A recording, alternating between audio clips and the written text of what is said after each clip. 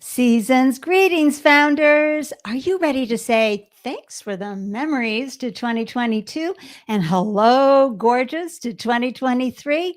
Our guest is a seasoned founder, mouthy activist, super opinionated blogger, and a popular podcast host. You're going to recognize who it is.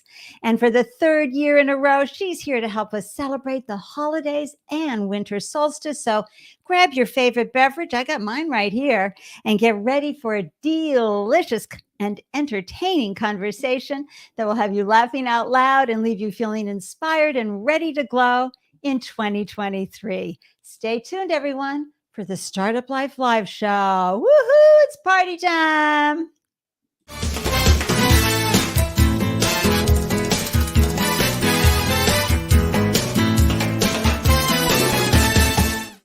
Hello, everyone, and happy winter solstice and holidays. How you doing? I'm your host, Andy Lyons, 4 times founder and startup champion to founders around the world.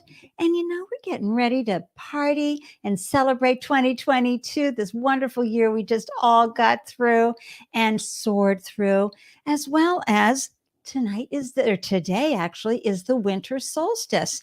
And it's also time to celebrate your startup life wins and rut rows. I mean, look, the mistakes teach us the best things, right? You hear it on all the conversations I have with founders, how it informs you, those rut row moments, and has you creating a better outcome for your startup. And we're going to cheer wildly for you and your courage, tenacity, resilience, and willingness to show up every single day to bring your vision and mission to the world. So I'm not going to waste another second. I'm going to get right in to introducing our guest. Let me bring up, that's right, you're looking at it right there, the one and only seasoned founder, opinionated blogger, mouthy activist, brand ambassador, and the host of our favorite podcast, Shit We Don't Talk About.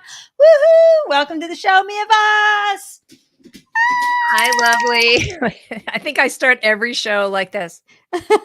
Here, let's just put you in full screen. Hold on, one more time for there she is, ready to glow, everyone. I'm waiting to pop it. You ready? Here it goes. This is in celebration of a new contract as well, too. So love that sound. Clink, clink with you, goddess Mia. Congratulations. Founders, you know what it's like when you hear, hold on, let me get it right back here. I know it's around here somewhere. That's right. Yeah. It reminds me of your favorite phrase. You're either popping the bubbly or crying into the cup or whatever. Whatever it is. Oh my gosh, Mia, I have to just play this for you because this is how it feels like when I get to see you here on this wonderful opportunity to celebrate. This is where I'm at.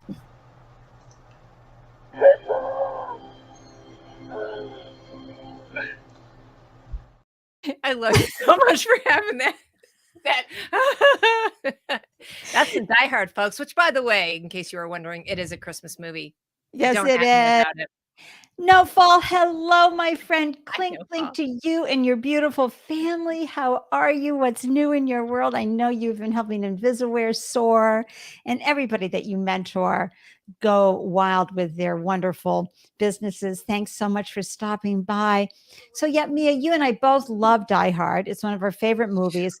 But also that scene where he finally gets to see the guy who walked him through all those years. It's a favorite of mine. It's a favorite gift.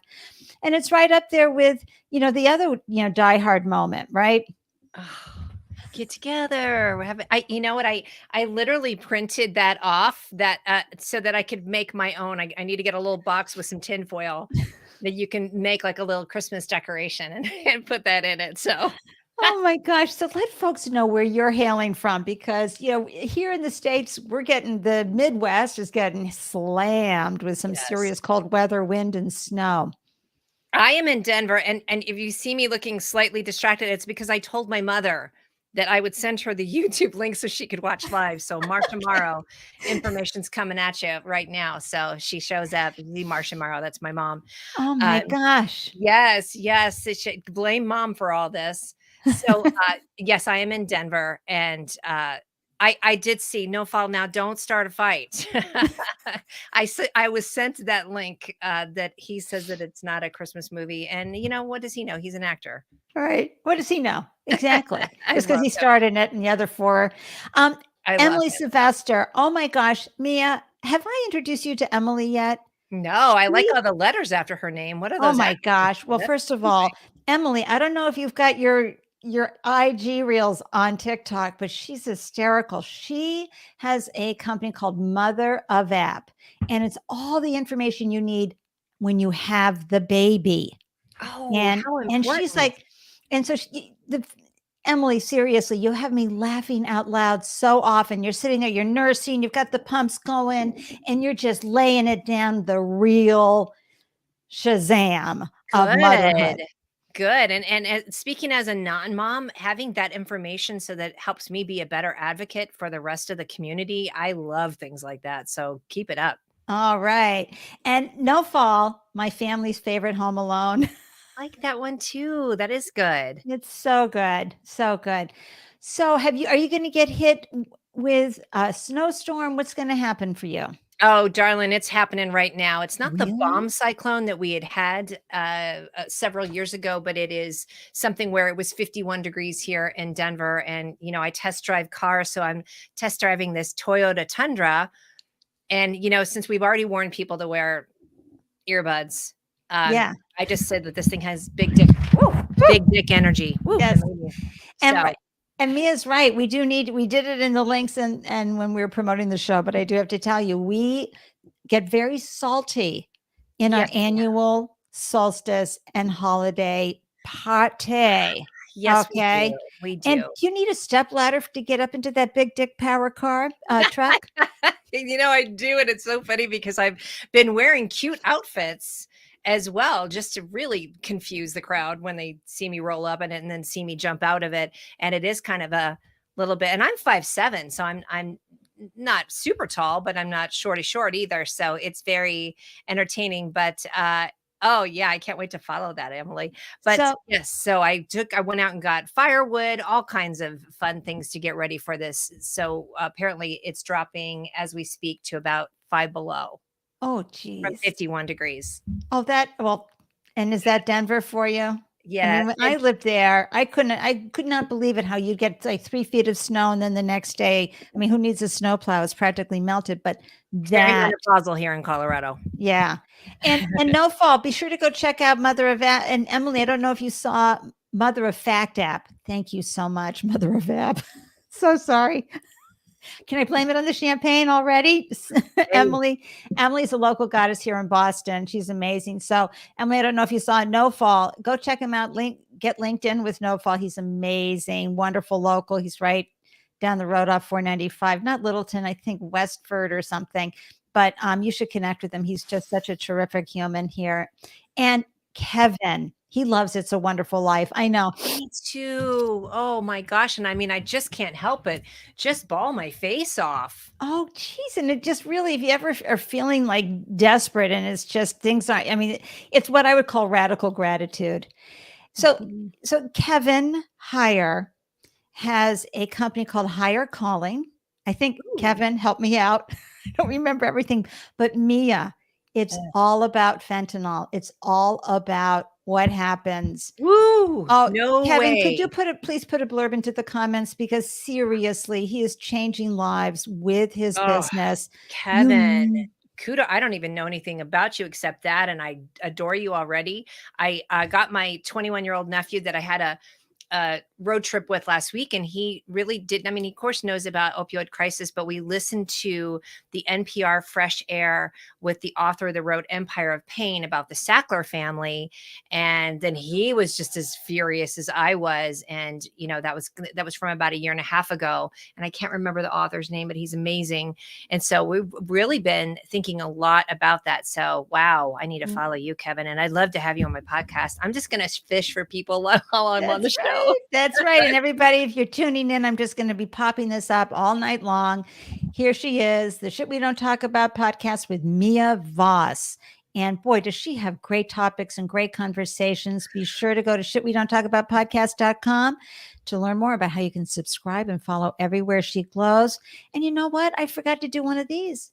Happy solstice, Oh, everybody. hi, holy holiday, my friend. Oh my gosh, it's the shortest day of the year, but it's all about the lights, right, Mia? On our side of the world, yes, yes, exactly. It's so equidistant, and I adore this day. Like, I think it makes a lot of people nervous, but I love that's what's it called? Hygge, Yes. HYGGE, Hawaga. Everybody says it differently, but Yeah, I just called it Higa. Hygge. Whatever, but it's so important. What do you know about it? So it's I love to because I have 18 screens, so I can, do my whole thing. It's basically this idea of rest. And I know we're going to talk a lot Yes. about that too. It's a Danish and Norwegian describes a mood of coziness and comfortable conviviality with feelings of wellness and contentment. Call off the dogs, throw it on the mic. That's all we need. That's all we need, and it's unusual, folks, because way back in the day, this was a time of year that people really chilled, okay, and just Yes. sort of sat with each other and sat within themselves. And here now, especially in the commercialized world of shouldas, Yeah. so many people are running around because they have to get that gift. And wow, the lion's den, because the kids are older, we're into food, games, and did Mhm. I mention food? And Booze. drinking and just good conversation this time of year, and no stress for gifts. We can, the gift of our presence is so important. Oh gosh, I just watched because of course everybody's been probably like me binging on a lot as well too. And there's just some awful Christmas movies out there, and I can tell you a few, but I watched a really cute one with Cheryl Ladd and Barry Bostwick, and it was so cute. I mean, I'm gonna write that down. it was cute, I have to admit, and one of the things that I loved is that he had left the family, and so he comes back, one of those, typical things where he gets injured and has to stay at the house, right? So there's all this conflict. And I love that she and her family are so chill and he comes in and starts doing all this stuff, and she's like, "No, no, calm down." And she said, he's like, "Well, don't you go and do this and do this?" She said, "No, we sit at home, we relax, we tell stories, we drink hot cocoa." And it reminded me of that when you said that of being so busy. And I had a good conversation with our darling friend Drew Linsalata of The Anxious Truth. Drewlicious Drew from The He is, Anxious Truth. yes, he is. And we were Love talking him. about how I think we're going to do an episode on the podcast that this year in particular feels so much more frenetic, I think, than the last 3 years, because 2019 truly was the last somewhat normal, That's whatever right. your version of that is, normal holiday that we had. The last two have been so toned down, and a lot of grief and anguish and not being able to see your family. And now it's like on hopped up on goofballs of what people think they have to do this holiday season. I know, and for me, I have to tell you that I kept going back and forth. Do I go out with that group? Do I go do this group thing? Sis. It's, and I know that 3 years ago never would have occurred to me. I mean, someone's gonna have a cold, the flu's out there, whatever. Mhm. But I just have a whole different level of anxiety for that. Drew, wish you were out there because I know he'd have some great advice for us. And I also just want to say a quick happy holidays, however you do Yes. celebrate this year. Please know that I'm cheering you on. Mia's cheering you on. We're here to celebrate. We're going to get into some juicy conversations and topics today as we celebrate. And of course, as everybody knows, but if you don't, I'm here in Boston. And our big thing right now is the wind. We got some super winds coming in, Mia, that's going to just knock some more things down, with all our Mm. trees and everything. Hopefully, the power stays with us. But if not, we have a generator. So we're going to be cool and groovy Send me throughout those it all. coordinates. Every time someone says that to me, just because you know what a little prepper I am, zombie apocalypse is coming. I'm like, "Oh, so where do you live at?" Just in case I'm out and about and I can stop by and So, whatever Mia, you got going on there. I'm going to start with you as far as this incredible year you've had. I have witnessed, folks, this woman right here has made those hard decisions. People talk about reaching your dreams, going to the next level, showing up for yourself. But boy, the work that it takes to do that, folks, and a lot of times it means saying no to stuff. Mhm. and really shifting up the life and doing some of that hard inner work that requires like, oh, geez, this is so uncomfortable And in, messy. in order to move through some stuff. Can you talk a little bit about what you're doing? Of course, all of this is cushioned in Mia just landing an amazing contract. And again, I'm just going to go like this because founders, you know how important it is when we get a piece of business. It was, and it's oh gosh, sometimes in negotiating the contracts too, it's like dating because you're like, is this person catfishing me? Like, is this really who it is? And it had a long tail to it as well, too. So, literally today. So, thank you for celebrating. And you've been privy to this as well of talking about contract negotiation, talking about things that are long distance. I mean, these are things that consultants really do have to deal with, and Right. for those of you out there, I have a building inspection business, and it's a QC. Oh, thank you. It's a QC quality control slash more of a quality assurance. Let me dumb it down for you. I get paid a lot of money to boss men around on a job site. What's not to love about that? Not Late. much. There's not much in everything. So yes, that's been that kind of cherry on it. But I mean, even as of this, we've been doing this 3 years in a row. I've been in 3 different places since You we've have been been. recording that. So part of the big changes that I had that started last October were breaking up and ending a 5-year long-term relationship, and then had a couple moves. So as we all know, and even with business or personal life, there's not only the messiness of it, but then checking your ego. It's quite humbling to do a lot of these changes. It really is, and it's one thing if you're couch surfing at 27 or, going from one condo and other places to stay, maybe in your 30s.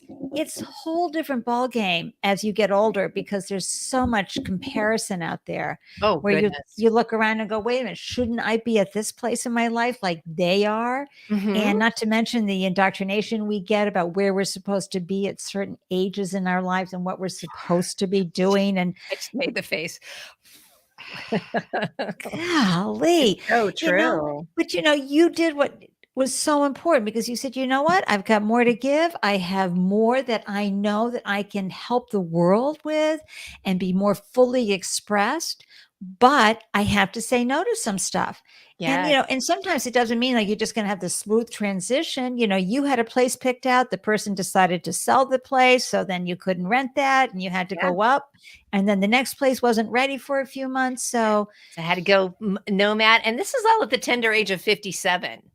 So talk about the comparison game that you mentioned too, of where you should be at. Now I've always kind of marched to my own drummer, so the Dilligaff, which is do I look like I give a is strong with me, but yet there still is, when it's topped one on after the other of, making the person the change personally, and then feeling like you don't have a safety net in the sense of, being dependent on this place that's going to be sold or this or that. And mhm. so learning to navigate that, I wouldn't say gracefully because I think that's a pressure thing too. Everybody's version of gracefully, I guess it's, not pulling your hair out or not not Mia, this beating is like somebody up. perfect time for me to share a little something about gracefully. There's this Mm, wonderful movie, everybody, from back in the day. I'm going to do a screen share because this is, let's see if I can bring, nope, I can't do that. All right, hold on, everybody, because this is called Quiet, Dignity, and Grace. So, ooh, how we think we're going to do it and what really happens. So, hang in there. I'm going to do a quick screen share, bum, ba bum, share screen, click on audio. Okay. you got it. I'm going to grab it. Here we go. All right. And I'm going to do this. Nothing. Oh, doctor, I'm No, sorry. no. Be of good cheer. If science teaches us anything, it teaches us to accept our failures as well as our successes. Quiet, dignity, and grace.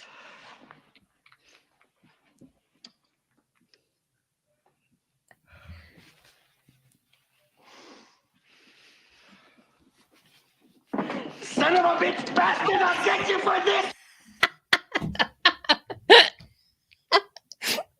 Oh God, I forgot how well you produce your shows. You are just so ready. I did cue you up for that one. We did not practice this, ladies and gentlemen. I for some reason, Chet and I had a hankering for watching Young Frankenstein, and there's just so many funny scenes. But when I saw that, I said I have got to somehow create, a separate video because it's all this grace and dignity. They cart him off, and of course, Igor turns and looks at the screen and goes, "Oh, great, grace and dignity." Oh my God, it's so true. And I mean, if a meme or a movie quote or scene was 2022 for me, I would say that would be it too, because they just really had to be like, son of a bit, just keep moving forward. There's a lot of lack of safety net, it felt like. Yeah. And, and still, folks, we have to be comfortable with that. We have to say, you know what? My vision for how I want to be even more fully expressed in the world is more important than my feeling uncertain and being uncomfortable for a period of time. I'm going to have to just stick with this because the other side is really bright. And this is where a lot of people get stuck. They sit there and they go, I don't want to be uncomfortable. I don't want to, create. I don't want to just the change or go deeper or, try to heal my inner child. None of that is fun, folks. I don't want to do that. And it's a combination of one, not liking the discomfort or having a pushback, and then also thinking that no one else is going through that but you. So there really is this delicate balance between one, even if nobody else is going through that, that's your journey. But two, just don't assume that you're in this just outlier or this outsider position, that you do seem like the only one that doesn't have their shit together, or the only one that doesn't have a boyfriend or a husband, or the only one that's, for me, I never cared about having kids. So I'm blessed with that. But, and that was an active thing for me. I'm this childless matriarch, as I like to say. But, I really have been able to, there definitely can be a period where you feel like, oh gosh, I'm the only one that feels that way. So to have the combination of one, it doesn't matter if no one else is, but then two, there are many boats, many storms that we're all going through. That's right. So I just say, clink, clink to that, sister. Oh, cheers, sis. Yeah. Ching. Everybody raise your glasses. Here we go. Yeah. We should start. We need a drinking word. That's right. Absolutely. And folks, I'm going to get back to Mia's stories in just a sec, but I just want to remind you all that Mia and I have done this for 3 years in a row.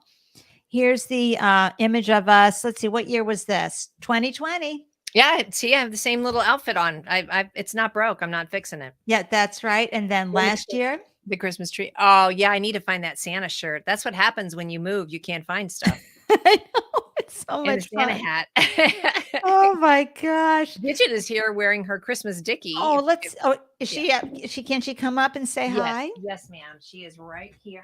Hi. It's time.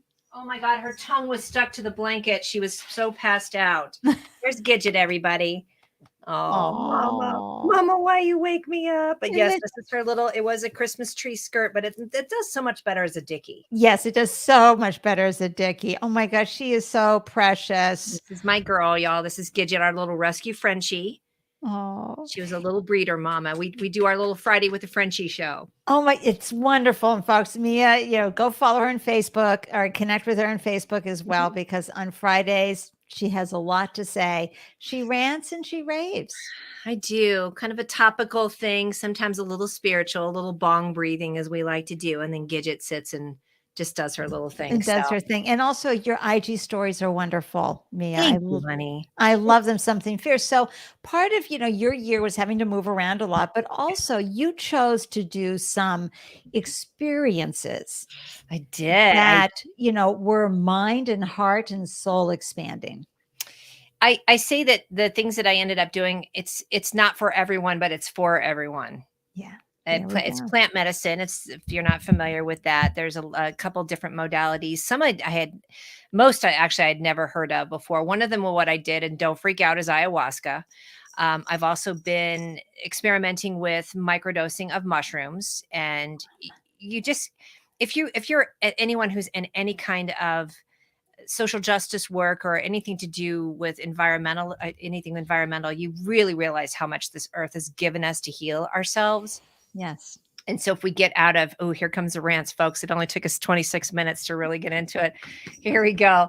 If you get out of the capitalistic idea of what the pharmaceutical world can do at times, and of course, the gentleman who was on here earlier can attest to that as well, when you add that piece into it of making money, of keeping people healthy, and then you start to look outside of that and look at things that are plant-based, indigenous-based, you can really find some amazing things if you want to do the work. I mean, of course, you have to find things that are vetted. I rant a lot about any type of thing that have been culturally appropriated.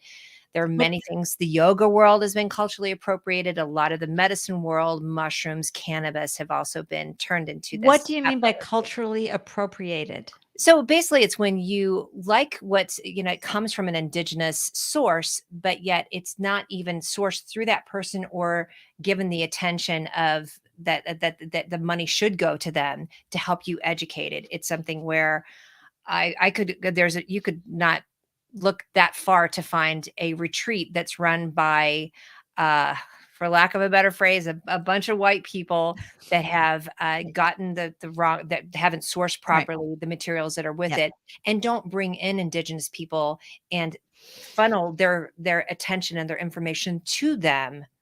Right. And yoga is probably one of the toughest ones too, that there's a gal that I follow, and I'm going to mention a lot of links on the show. Susanna, I believe is her name. And she speaks very, very frequently about the fat phobia of the yoga world, even the workout piece of it. So yes. So, oh my gosh, we're going to get into that. And Emily, you're absolutely right. Hashtag food is medicine. 100%. Yeah, absolutely. She knows it from being in the mom world. And absolutely. Absolutely. So you landed in a great place. You did all of this wonderful work, and it's almost like, and you got this phenomenal contract. You had to work hard. You had to practice patience. It was like dating, the whole process and the whole dance you did. Ghosting, the whole thing. Yeah. Right? But it happened. And it's like, what a great validation for the hard work. And folks, I'm celebrating this for Mia, but sometimes we don't get our validation in a timely fashion. And it makes it even harder when the evidence is there. But I am so grateful, Mia. I'm doing the clappers here. Thank and you. a clank clank as well, to the fact that the year is ending with a really great vibe, which is, at a goddess with the contract, but also you love where you live. And all the parts and pieces are coming together, and the hard work is showing up. And folks, you're founders out there. You know how hard it is with your business. There's this glorification of entrepreneurship that is insane out there. And many of the founders I talk to around the world and have on this show always talk with a little bit of a little feelings of shame that they're not further along. Oh gosh. Listen, Andy, even meeting up with my delightful nephew, who what I love is that he's 21. He's working for this really great company in Phoenix that's a food prep and food delivery service that they have a really great business model to them. And I can't remember who they are off the top of my head, but I love that he has not gone to college yet and is really working on a lot of entrepreneurial ventures and then working for this company. He likes how they are. And I think that's one thing to be said. And even he's feeling at 21 that he's not far enough. And I was like, oh, honey, I just, I've just encouraged him to just say, listen, I feel that way at 57. Your grandma feels that way at 82, but yet we're all still staying on this path of being constantly open to, what's coming down the pike. But it is a very tough thing to feel like you haven't done enough. And folks, the fact that you even launched a business and created something that people want and are willing to buy, pay money for, slap down a credit card. That is More huge. of that, please. I mean, to talk about trying to bypass the capitalistic society, and certainly the big corporate money. I mean, if anything, what really lights my fire is just all these different businesses that I can support. Like the smaller, the better, right? Oh, yes, absolutely. And what people don't understand, there's that whole meme, just a little sidebar here, I where live folks by it. say, I live oh, by well, it. immigrants are here to take my job. No, no, Ugh, no, no, no. It's the big owners of the businesses that make you think that. That's not the case. And absolutely. that's why we have to have conscious capitalism. For those of you who are doing B Corp or B type of corporations. This Yeah. is the beauty of what you're doing and bringing to the world, because and folks, if you don't know what a B corporation is, it's a benefit corporation and it comes with rules. So just like when you file to be an LLC or Inc. or subchapter S, when you file for a B Corp, you have to sign off and say these are our guidelines, and we will adhere to the standards of what a benefit corporation does and is supposed to be. Yeah. And so you're about society, social and economic and the environment and bringing goodness to the world. So Yeah. it's just so important. But I also want to go back, Mia, to what you said, which is, the cultural appropriation of things that we're doing, that we're enjoying. So as you said, with yoga, I didn't even think about that, but with the microdosings of mushrooms, psilocybin plus cannabis, and how many people of color are in jail because of cannabis, Oh, yet, wait. How much time do we have, ladies and gentlemen, for us to get on the racial inequality of our justice system and the folks that are still sitting? Yeah. So when we had Lisa Morales Hellibo on the show, she is all about the supply chain and using local suppliers and That was a good show. manufacturers, and Yeah. also just really sourcing it. So her first story of this was when she was at school at, I think, University of Rochester or something, and she's looking around and she's like, wow, where'd these apples come from? Well, they were shipped in from who knows where. And she's like, what are you talking about? We have more orchards here in upstate New York than probably anywhere other than the state of Washington. Mhm. Why aren't we sourcing from our local vendors? And so whenever we can, I know it's so easy to click on that button and Amazon it for Oh, sure. gosh. But whenever we can, if we can source and make sure that who we're doing business with is culturally appropriate, that's a Yes. consciousness that we need to wake up one every day and say, how are we doing? Yes, and I don't know if I can comment on the event, but I'm going to put in our private chat. And I'm going to, as I mentioned, talk about a lot of different links or Yeah. things that I like. But there's an Instagram account called United Farm Workers, and it's UFW Updates. And I started following them about a month ago, and it says make a difference for farm workers and keep this Cesar Chavez dream alive by taking part in critical campaigns. And what is beautiful about this account is that they have very personal stories. Oh, thank you. Of different farm workers. And it Wow. really puts a face and a name to that. And there are a couple of things out there in legislation that they suggest and put out there. And talk about action items, especially after this year with the midterms. That's all I'm looking for. Yeah, you can post all you want, but give me something to do, right? Look at this beautiful account. And then if you scroll down, you'll see the different stories, everything from roses to pomegranates to lemons to all these different things. So when you mention that Wow. about oh gosh, taking our jobs, like these are the folks. Oh Right. my gosh, this is a great, great thing. Thank you so much for sharing that. It's called UFW Updates, everyone. For those listening or joining us later, that's a wonderful Instagram and a wonderful account to follow, but also an excellent example of how product moves and how we can support. And as Mia just said, show me how to take action, locally and in our country, but also I keep thinking about those in Ukraine who are. How do I help make sure they get electricity and heat? And Anton Schulk, as we can mention, our friend that we both know from Google Plus, he still is a conduit for a woman who is helping support shelter animals That's right. over there. And Goes what's right. his handle on Twitter? Anton. I will look it up and give you the link. Yeah, Then. because then, we can pop Yeah. that up as well into the Yes. stream. And And- Andy, honestly, with this year, I will say again with the midterms, that is something that we really, I think people were, of course, with what happened with Roe v. Wade, and then all this craziness that's gone on this year. Action items are the most crucial, That's right. and vetted action items. I should say that. Thank you for saying that, because we know from watching the sketchy grifters out there that things can go elsewhere. But to sort of wrap the glorification of entrepreneurship up with a bow before we move to the next topic, it's, folks, just remember, your journey is your journey and it's perfect. If you're feeling like you should be further along, oh well. Okay. Try to forgive yourself and shift your focus on what is working and what you have gotten done, what you have achieved. And do not discount or marginalize the fact that you launched a business. Right there, that is absolutely huge. Right, Gidget? Yeah, she's up and yep, she's gonna just stare at mama's head. So, and the other thing that goes along with that, and the glorification, and then just seeing how the comparison game is so tough. I mean, you look at, of course, what happened. I rant 24/7 about Elizabeth Holmes all the time. I don't know if we'll get into that later, but definitely Elizabeth Holmes, Sam Bankman-Fried with what is it? Oh, yeah. X. Even Adam Newman of WeWork, even as disaster. Oh God, dang, did that guy make me mad? These people make me so mad.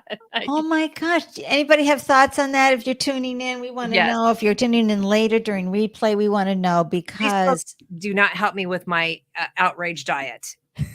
Okay, I've really been trying to be on an outrage diet, and now we're watching Musk. I mean, how many CEOs of companies can have their stock go down 65%? Yes, the market, some of the market is down. S&P is down 14%.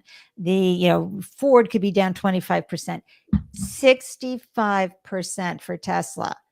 And their board of directors, where are they? I saw that today. I mean, if that is not, and there's so much back and forth of, oh, this is intentional, or the whole thing. And again, as founders, as entrepreneurs, yes, it's really fun to look up to people, but again, vetting, doing, going with your own intuition as well too. If something's seeming fishy or not, Yeah. I think that's so important. And I always want everybody to give credit for where they're at, because it takes so much courage to launch a business. And I'm going to hit that again and again. Let me just share Anton with everybody on Twitter, because, and Mia, just share a little bit about how Anton flows in the world. He's so amazing. He is. And again, he's somebody that I've been following more from this Duda company that he works with, and their link is in there too. But he was displaced in February, and so his journey is yes, thank you. His journey is something that we've all been following as well too. So not only is he lighting the candle and spreading the word for what's going on back home, but he has moved twice. I believe he's now in Spain. And this is going to be his family's first Christmas as a displaced person. He's safe, but yes, so he's really been a great advocate and a voice and a reminder for. And that's my. By the way, everybody has a certain thing that pulls on their heartstrings. Animals and the environment are, two of my bigger ones. Everybody has their superpowers and what they find to be powerful, or what they want to support. So right. And so the thing to remember with Anton, he's vetted, and but it's so easy to send him some funds. I'm scrolling down to see if I can't find his buy me a coffee link, because that's, and actually it's right in his pinned tweet right at the top. It was the one with the kitties. Okay, thank you so much, Mia. Right there, I know. Yep, there we go.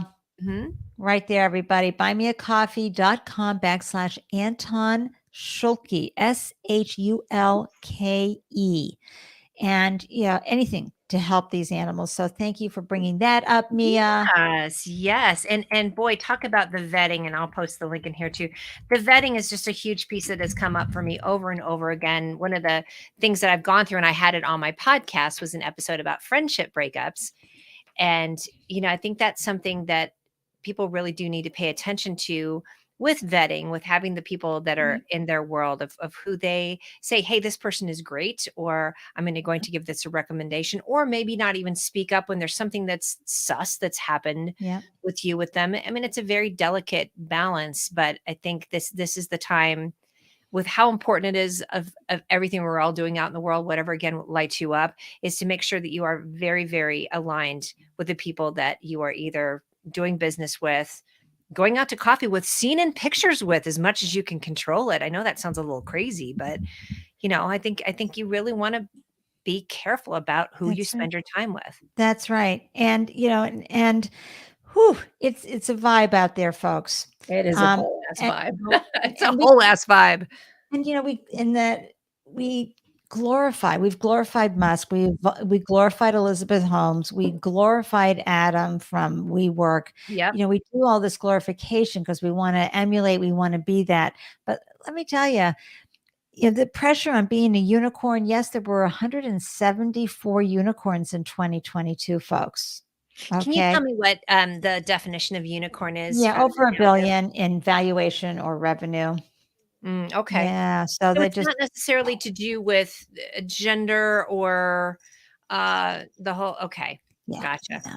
It's just, what your company is worth. And a lot of times, of course, that is based on revenue, but it could be based on other things, but mostly it's, the earnings and everything. And, if you feel that you have it in you, I mean, not all of us are cut out to be putting out that level of energy. We just Yeah. aren't. So I invite all of you to really be clear about what you can do, what works for you, what makes you happy. Contentment is very, very valuable, everyone. You can go and achieve and do more and be taken outside of your comfort zone. But contentment is very valuable. And I don't mean contentment like you don't want to push yourself. It just means, wow, I really love this pace. I love this flow. I love how I'm growing the business. I love where we're going. It's a nice pace. I have time for myself, my family, my team. That's okay. It doesn't have to be this insane group and insane pace. No fault. Thank you. FTX, a unicorn with the horn in the wrong place.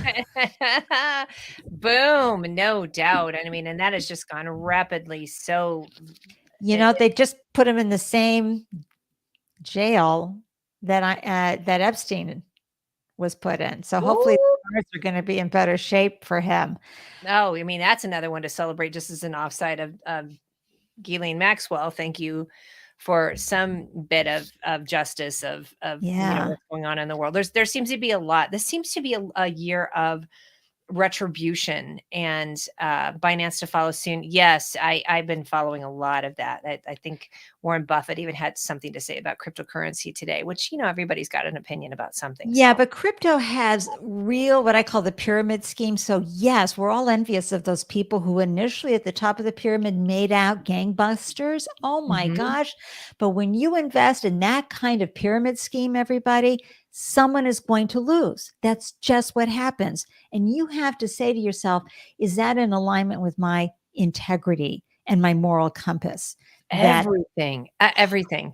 It really, even just being a brand ambassador. That is the one thing I'm so careful with people about, and getting back into that more now with cars and brands and travel and things like that. Is I'm very clear with people. That's why I'm mouthy and opinionated. You're gonna hear exactly what I think. I mean, there's some things I will tell people offsides in private to say, especially in being in construction and then going and visiting hotels, like, hey, you could make some improvements here and there. But I think being truthful and honest is still not as not as widespread as it should be. And I think the more, I mean, you hear it over and over and over again, even with a lot of these things, like with FTX, with these things after the fact, after it's safe to say something, many people come out and say, I knew there was something XYZ. And I'm like, really? Because I didn't hear anything from you before. And I get that. There are times we have to keep ourselves safe from trolls, from people that can come after you. So I totally get that. See how this is Gidget's usual position when Mama starts to rant. She just gets her face in the armpit and Waits for it to be over. Oh, this is cool. No Fall. Thank you. He's saying love. Oh, stop. Call off the dogs on that one too. She really did. As much as she annoys me wildly, she did play the game. Make the comment. She conned the con man. Oh What- my gosh. And I love it when, Can you read No Fall's comment for me? oh yeah, love Anna Delvey, how she conned all these great unicorn makers on the face. Yeah, in the face. She truly did. And if you'd love to hear a good imitation of her, the SNL had a really great skit this weekend of doing the Anna Delvey. She truly did. I'm low grade fascinated with any, I listen to a lot of true crime things, so a lot to do with pyramid schemes and things like that. She was an entrepreneur. That's one way to put it. She was an entrepreneur with a different approach. No For those of us who don't know who she is, can you give us a quick background? So Anna Delvey was definitely was she interesting? I think they had a whole Vanity Fair story about her. She was a young woman. Nobody still knows where she's from because she has this like amalgamation of the weirdest accents you've ever heard. And basically what she did is she came out and almost did that long con game of putting a lot of money out there to look like that she had money in order to get and buy the confidence, which is literally, people forget what con man or con woman means. It's confidence. Yes. It's a confidence game, right? And it's a grift. It's a grift. And that's what she did in New York City, was got people to give her opportunities and to give her money and invest in her and have absolutely nothing to show for it. I will say that the Netflix show on her, as much as I love, was it Shondaland? Was it Shonda Rhimes that did it? Inventing Anna, right? That's it. It's an interesting one, but it's you'll see there's these very interesting disclaimers at the beginning of it. It says, based on a true story, and except when it's not. She's it's very interesting. So I think I actually watched it because, it was handy. So good. So good. But, for me to remember anything, oh my gosh. But, one of the things that we touched on last year, Mia, was Clubhouse, which I never got involved with because it was too exclusive for me. It was a Clubhouse. And we bonded on that so hardcore, did we not? Oh my gosh. And it just, nothing made me happier than watch it go down. I mean, and I know people met great people. Yep. iOS only. It was, anybody with an Android, forget it. You couldn't play. I hate that. Neat, by the way. And it's not even because I do find it interesting, and I'm broad sweeping just a tiny bit, so give me a little grace on that. But the interesting thing is to watch how annoyed Apple users get with Android users. You do not see Android users on a general basis get super aggro about the fact that your message is green instead of whatever in a group text. I just laugh so much at how butthurt Apple users can get, and now just so you don't get butthurt at that comment, can get at Android users. Well, and also, whatever. I'm an Android user. You're an Android user. I get on Chet's Apple. I'm like, none of this is intuitive. Yeah. You know what? There's a good point, folks. Find what intuitively works for your brain. And I say that specifically to women because we end up a lot of times really trying to, wait, what is happening here? Stop what I'm saying. No Fall says 73% of users worldwide are Android. Well, then what's up with that snotty ass 17%? My God.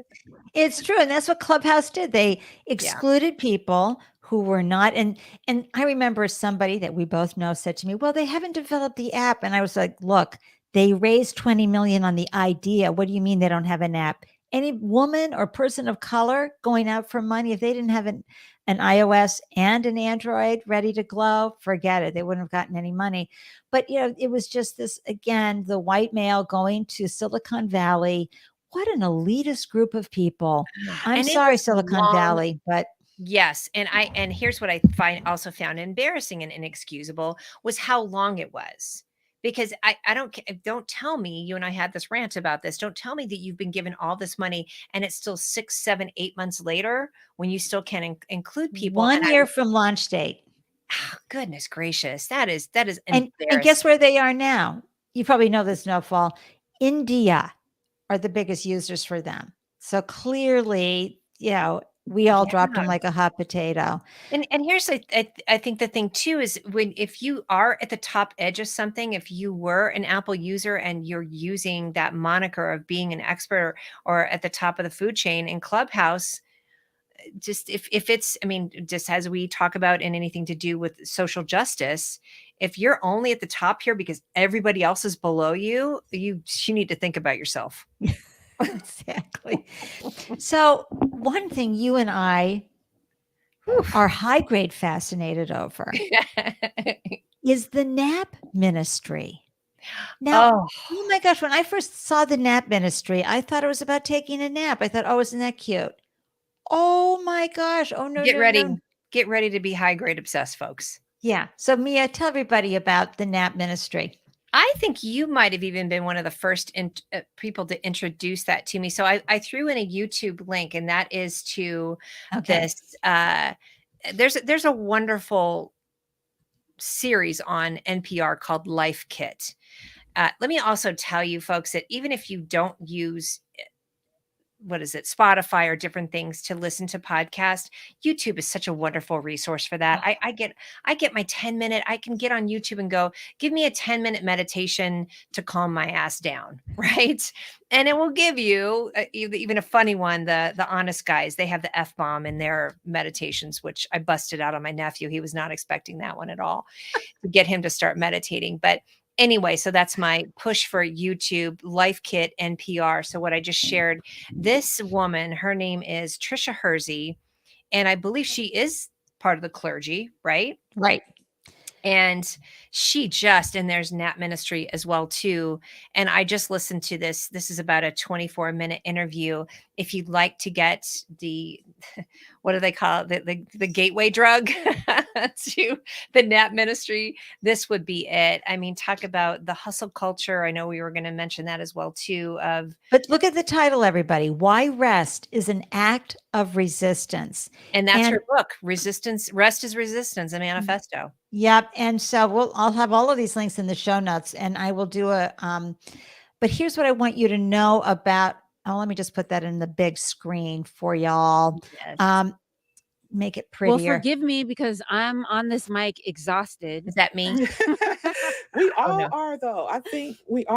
So, when you start listening to this, what I was so fascinated about, and Nofal, to answer your question, the nap ministry is all about this meme of the hustle culture and how it is embedded in white supremacy, further into the slavery movement.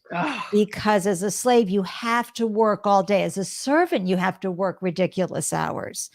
And so, and especially Black women learned how to do everything all day long forever, no matter how exhausted. And being exhausted became, the armor, the yay, look at me. Yes. And so, and we saw this in the .com. Sheryl Sandberg did us no favors. No, she did not. No, Cheryl did not, because again, she's like the other person you talked about last year who has all this support and all this help, so she can get up at 5. Oh, my Rachel Hollis rants. Yeah. Don't get me wrong. I have not dropped that bone at all. I just haven't brought it up yet. But what the beauty of this founder and what she is helping people do with her work in the world is just so important, because this hustle culture, and it's, the nap ministry was founded in 2016 by Trisha Hersey and is an organization that examines the liberating power of naps. Our Rest is Resistance is a framework and practice engaging with the power of, just really understanding that you need to rest. Rest is okay. You are not lazy if you rest. And, she's just doing so many remarkable things. Talk some more about it, Mia. When I love how she has written here the book specifically, and then the whole concept. And this is what I would encourage anyone to go into this as, specifically speaking, as you and I both being white women, being kind of second and third on the top of the food chain rungs. And Yes. I'm saying that not as a bragging right, folks, just as more of an admittance of I know where I sit in the pecking order. Right. And so what I love about this specifically is it explains why relaxation and leisure are a human right, especially for communities of color. And that, as Andy mentioned, as far as even slavery and what capitalism is based on. And I love that she says this in this interview too. If you really get into the hustle culture, why would you want to do something that feeds that capitalistic idea as well? Because white supremacy and the capitalist hustle culture are based on slavery. There you go. And I would really encourage you to listen to this through that lens of not of yourself, because initially I did listen, because it's what we're naturally do, is listen to the lens of what our experience of what we could take away from it.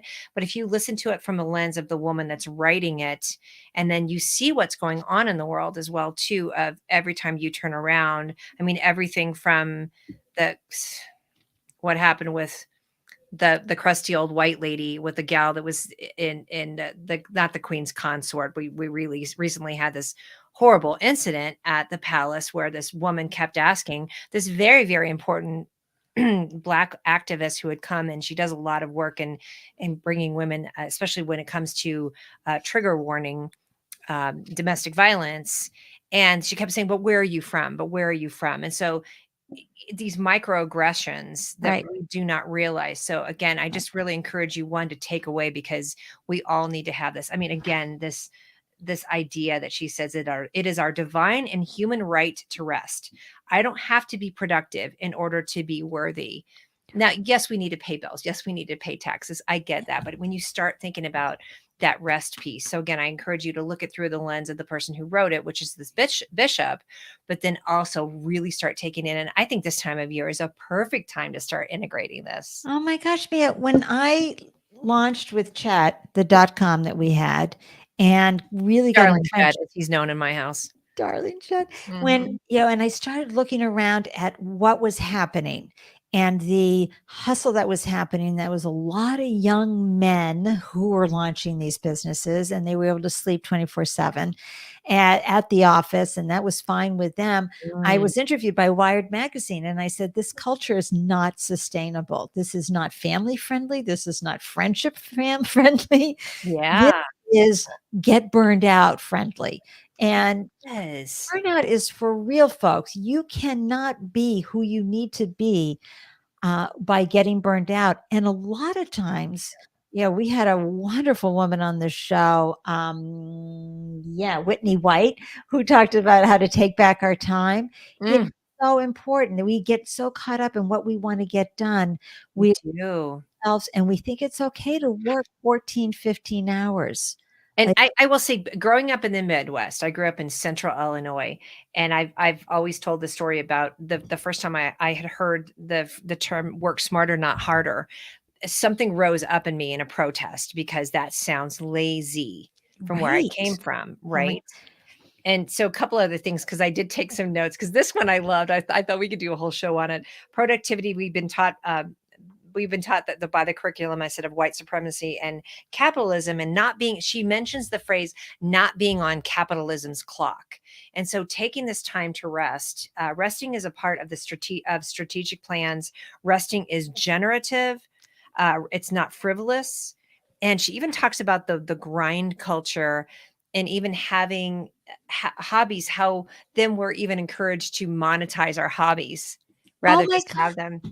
Oh, yeah. I mean, that was the whole Brendan Bouchard thing. Well, what is it that you really love, and how can we monetize that? How can we get you to teach people how to do that? How can we do, Fuck. This is Sorry. why- I just had to F-bomb it, like, ah. And she even says that she has a sister who's that she just does knitting on the side. She is a textile artist, but does knitting on the side. And I don't know if y'all have knit, because I'm getting it back. Remember, I was doing it last winter. It is so soothing. I make drunk scarves for people where I just drink and knit, and so they look like this. People love when they get a drunk scarf, right? Because it's a hot ass mess, but they know it's a drunk scarf that Mia made with love while she was watching some crazy documentary and having a good old time. So that it is such a it really is such a natural thing to be like, how can I put a price tag to that? And I get it. I mean, money, money is freedom. No, but the thing is that, and look, I'm from the Puritan world here. Okay, Yes, no there's doubt. no chilling down, and Yes. certainly being productive, having the checkoff list. That's a little bit of an addiction. When Whitney was on the show, I go, well, can't I create a separate list for those lower hanging fruit things that I don't need to know? She's like, Andy, let it go. Just Stop. let it go. Did And- she, or yeah, like a dog, just drop it. drop it. Drop Yes. it. And so, but that's so hard. We're so conditioned, and women are really conditioned. And I know I'm looking at around the world right now as women, especially with children, are running around because they want to. That's what they're thinking really hard. I want to make sure I have everything wrapped right. I want to make sure I have the right table place settings. I want to make sure I show up Yes. and people know and people please. Yeah, it is on extra, super, super extra this year. I really think so. As we mentioned at the beginning of the show, that it is because there's been such a rest. And I know you've heard this before as well too, but people do talk a lot about how the beginning of this year, like for me, I love the number 22. So that just felt like such hope and new beginnings after everything that we went through. But I think we were all so eager to get back to normal that we haven't given any thought to how much we've been through and sort of glossed over it. No matter who you are, we've Right. glossed over it just for the urgency and the yearning for normalcy, right? And so Right. now what we've done is just hit the gas so much through this year that now we're kind of at the end of it of like, wow, there's a lot that we maybe didn't consider and give ourselves that grace and that time to not have to overproduce after we thought we weren't producing when we were just, no matter who you were and no matter what loss you had, just barely surviving in the last 2 years. Absolutely. And so many levels. Yes. Because the connections weren't happening like they used to. But the Mhm. quiet quitting that happened was very powerful and Yes. important. And I really think it gave a recalibration that people wanted to take back their lives. Wow, I can live over here in the middle of nowhere because I really don't need to be there in person. What an equalizer. Oh my gosh. Or just a couple of days a week will be fine. Mhm. And so, we're seeing our major cities, San Francisco, New York, Boston, suffering on the real estate front, a little in the commercial real estate arena, not so much New York, but certainly in San Francisco. Mhm. And part of that is just people just saying, wow, I don't have to spend 2 hours a day, 3 hours a day in this commute scene. And Right. and the data is there. So I'm so excited about that. And I know talking about nap ministry, I have to say hi to my best friend of forever, decades. There I love she that is. picture. That's Nancy J. And we're down there in Hull Heaven. Hi, And we're at Nancy. the beach and just holding on to each other. She's been And I such love a how dear it friend. matches your whole ensemble we have going on here too. It just everything about this makes me happy. That's right. Hi, And Nancy. Nancy's all about the nap and chill. I have to go at a certain pace. If I have too much downtime, I actually get sad. I get a little depressed. It's not, Okay. but that's why I'll But turn that's to what works for you. I'll turn to the jigsaw puzzle. I used I to love knit. that you do the puzzles. Gosh, I just adore when you post any kind of stories about it. I just think it's such a great Oh. reminder when you do that. Well, and I'd love to hear if anybody's tuning in. Me and I do this every year and we go on for hours. So just, sit back, come in, say hi, whatever works for you. But, let us know if you've been running around like crazy and thinking, is this the way I want to be doing it? Or have you created new routines in your home to manage this time of year? And I'm just going to say it's primarily women who are overburdened with responsibility and to-do items. And the worthiness factor comes in so big when we get conditioned to be a certain thing and do a certain thing.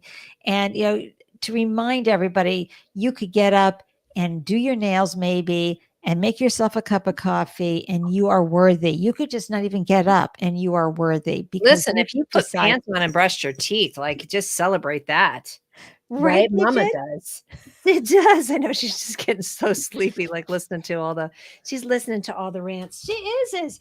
And I really want to celebrate too for folks of, yeah, finding that quiet space because, one of the parts of my brand is about women making 85%, if not more, of overall buying decisions. And then I always add the caveat or the little asterisk that it is whether it's our money or not.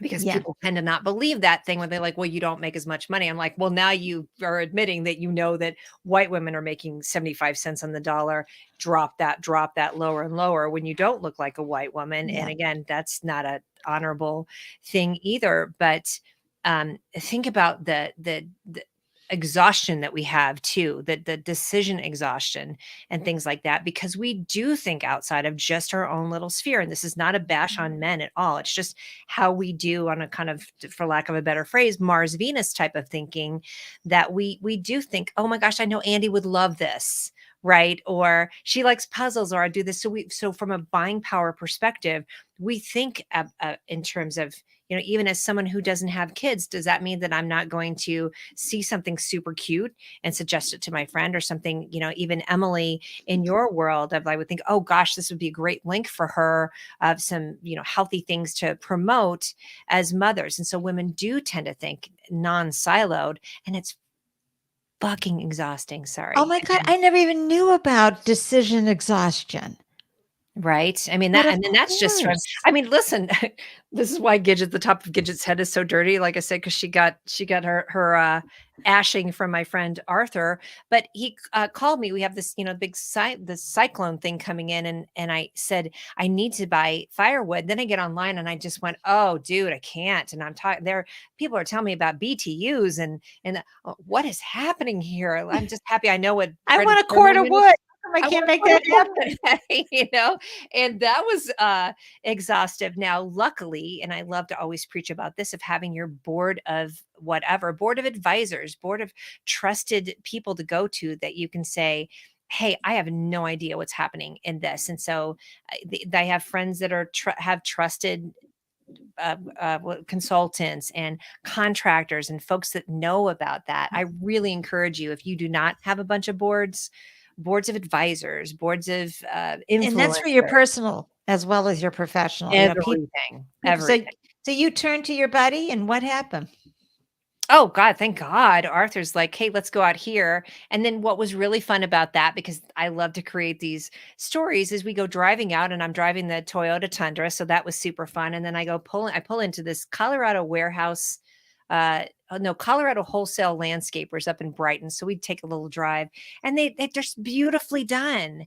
And so then I take we talk with them, and of course, I'm doing Instagram stories about Gotwood, which I think is funny because I have the humor of a teenage boy, and I'll never stop doing that. But what was fun is I took a bunch of pictures, and they're a fairly new business. They don't have Instagram, but I then went and left a review on Google Maps on Google and said, hey, I love these guys. I love that they let me walk onto their big giant scale, because that's how they measure when you get firewood.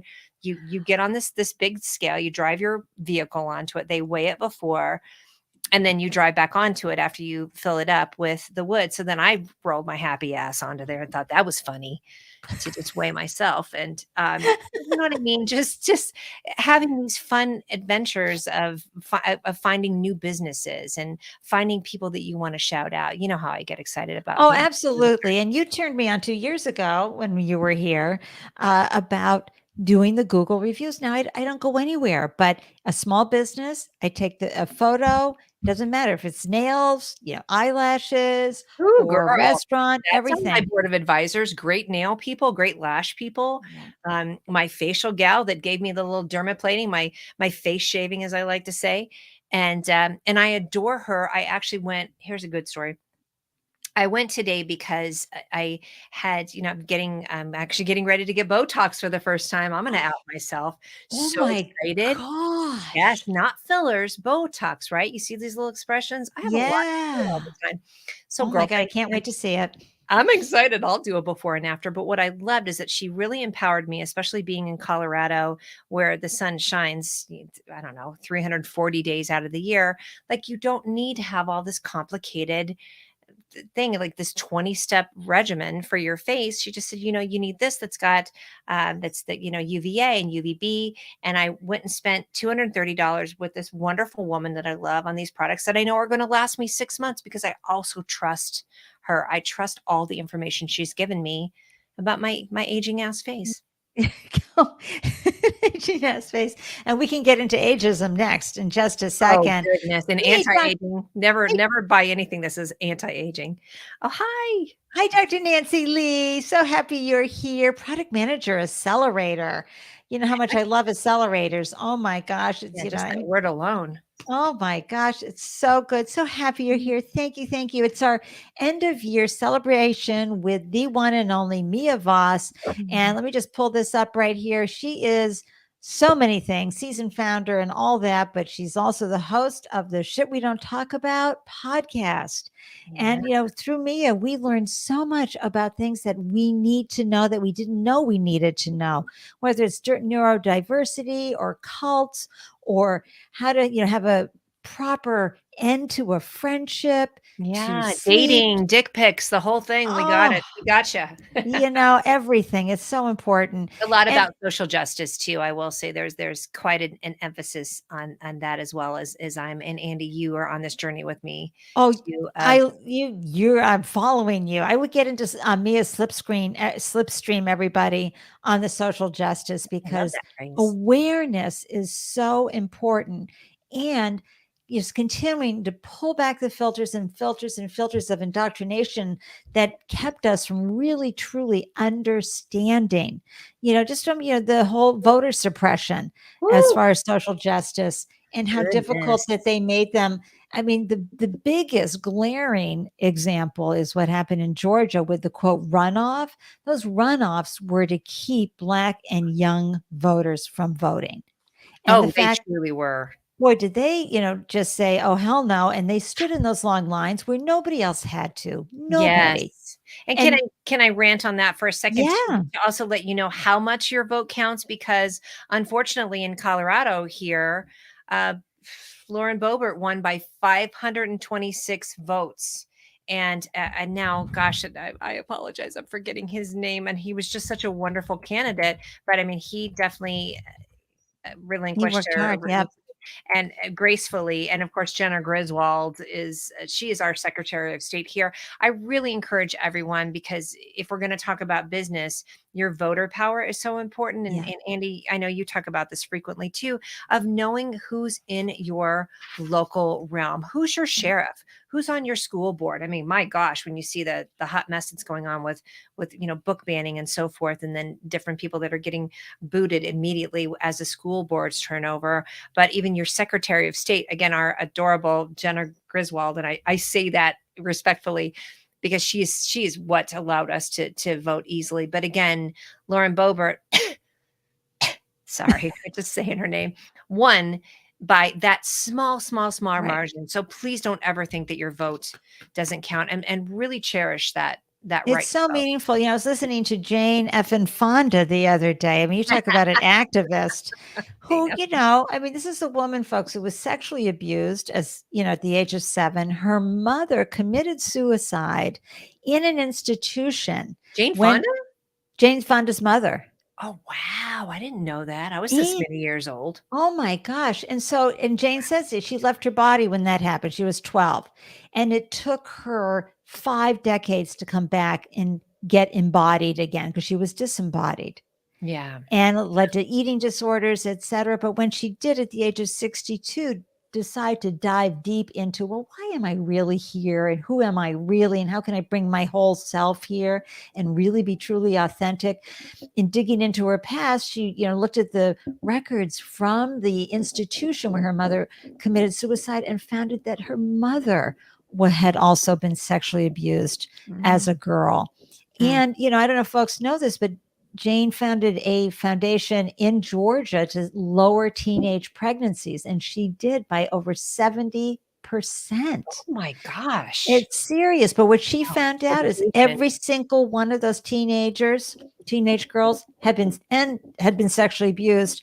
And now she just started a similar organization for boys who were sexually abused. So Oh, thank God. but I mean, that is so important. All of But- this work is so important. But the reason I brought that up is because she was talking about how when she launched her PAC because she just can't stand the thought of her grandchildren suffering with the climate crisis.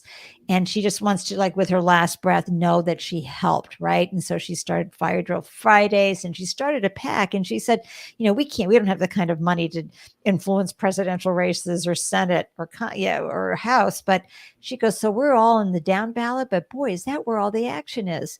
And so you see that with Shannon Watts. Look what Shannon Watts and Moms Demand and Everytown have done. Yes. And continue to do to take down those organizations. So the voting is important, but more importantly is just understanding how you can have your voice heard.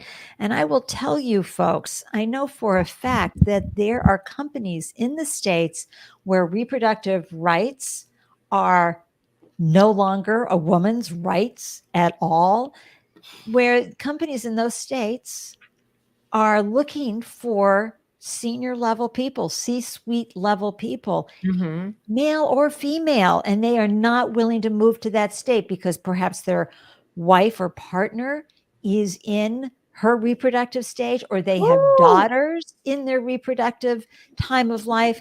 This is not about abortion. What people don't understand is an abortion is when you have a miscarriage. It's healthcare. It's healthcare. It So is. there are women who are dying from ectopic pregnancies because now doctors are like, sorry, can't touch you or I'm going to jail. Yeah. Can I jump in there too? Yeah. There are also women, there are certain drugs that and that's why I get a little ranty about Walgreens and a lot of these where they choose not to fill prescriptions that may possibly cause a spontaneous abortion or any kind of healthcare thing. And so they're literally denying healthcare on that too. And to put a pin in that, or to add to what you said about, it's not just about voting. In addition, it literally is. And there's a gentleman here in Westminster, Colorado. It's his Instagram is @VoteOBI.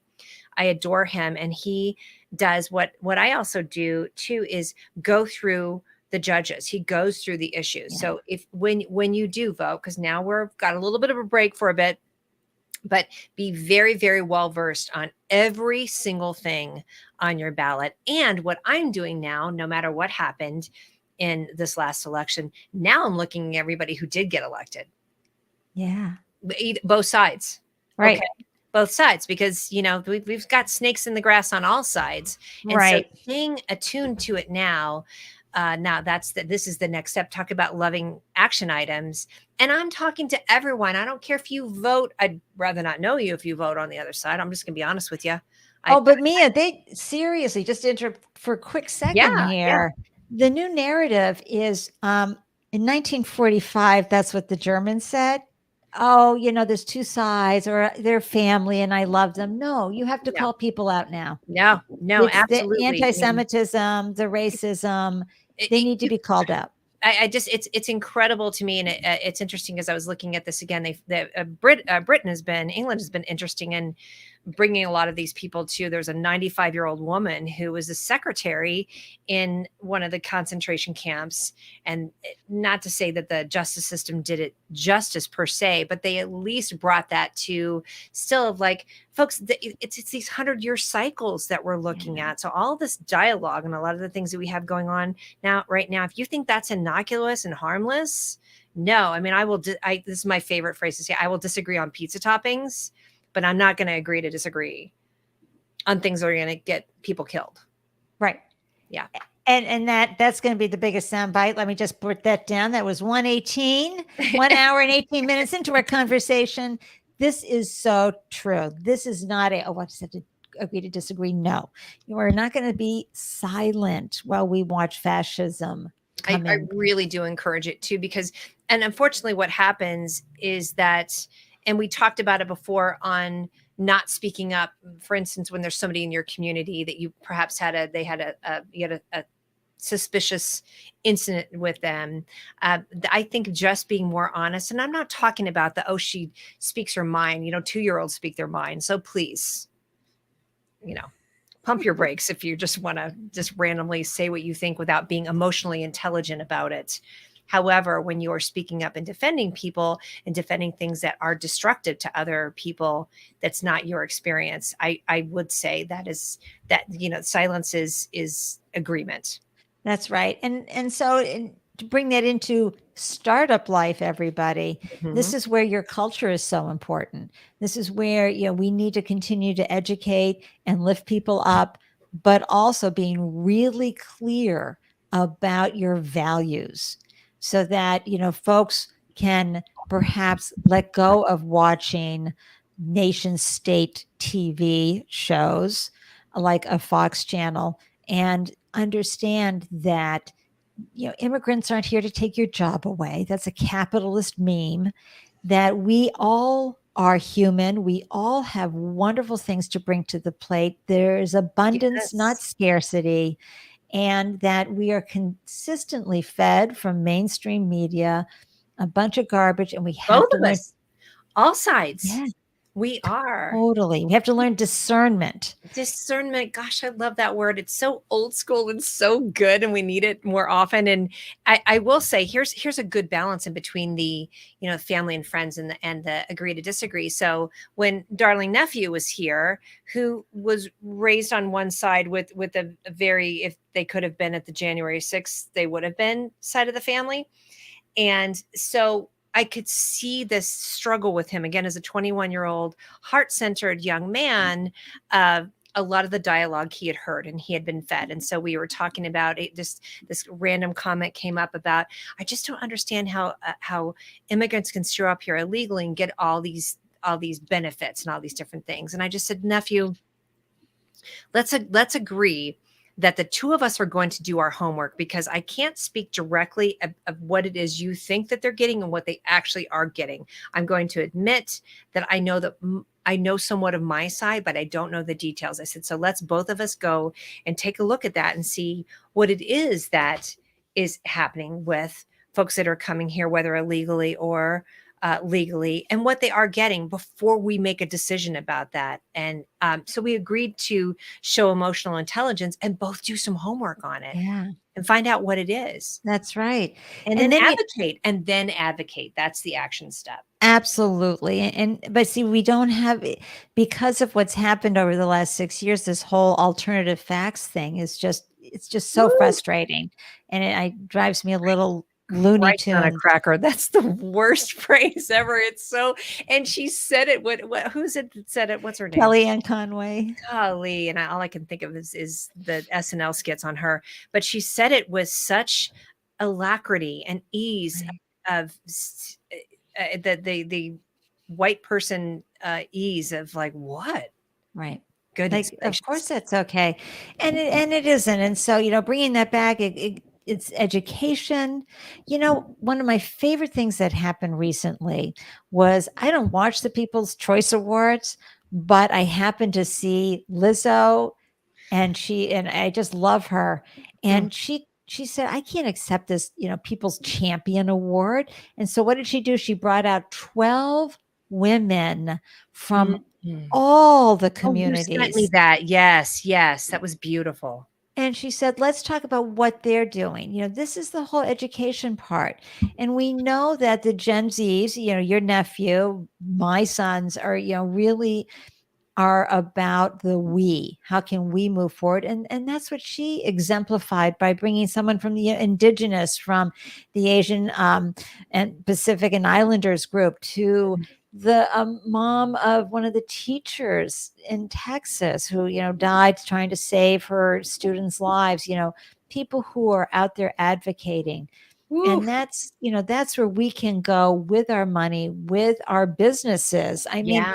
one of my favorite groups is the Halt Prize, because every year they give $1 million, the Halt Foundation, to a Ooh. company that wins the Halt Prize. And it's something that betters humanity.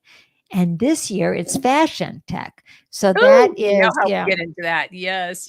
how, we just, the explosion of clothing and textiles and all the microplastics in our body, a credit card's worth of microplastics.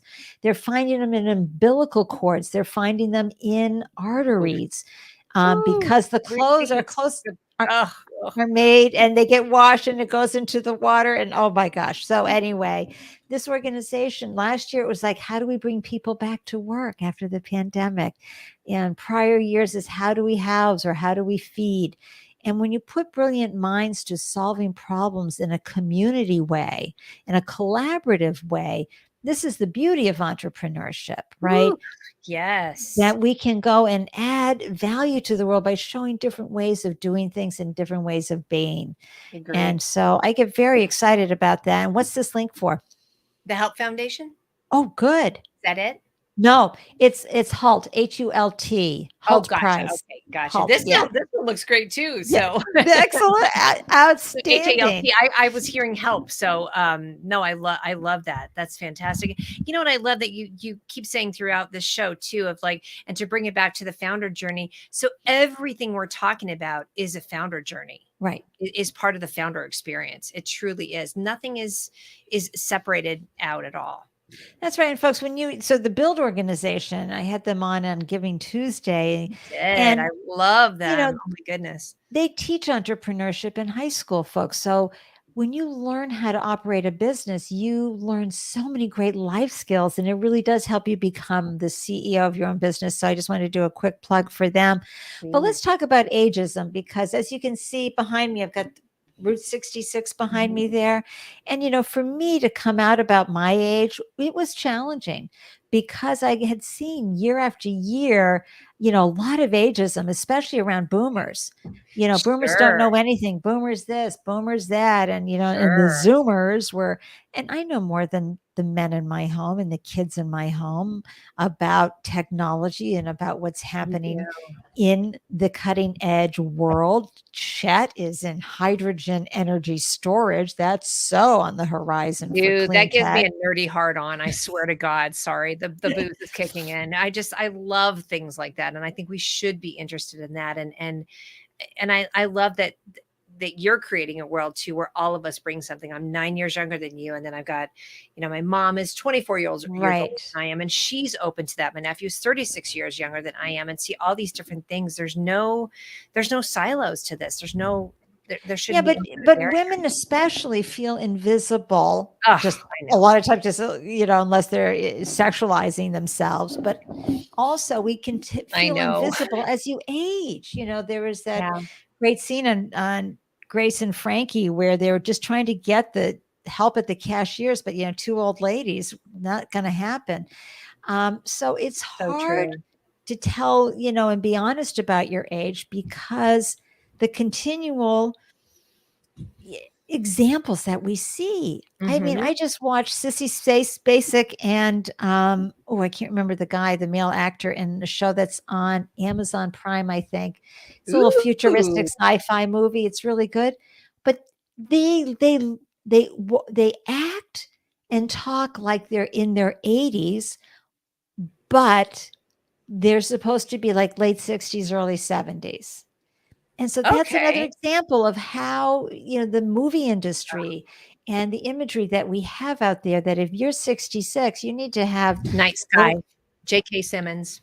J.K. Simmons, thank you. Yes, it's thank called you Night for Sky. that. Wow, so interesting though. Gosh, I mean, talk about like Sally Field playing Tom Hanks' love interest in one movie, some movie about them being comedians, and then in the next turn they have her playing his mom. Of course, they aged her, but you don't see that. And I will say, can I just rant on something I saw? Because I love Jeff, what's his name, that used to be on the movie about the presidency. Gosh, I'll think of it. The guy that was in Dumb and Dumber, Jeff. Right. I know. And I adore him. There's a series that I love on Variety or on Vanity Fair where it's at actors talking about their craft.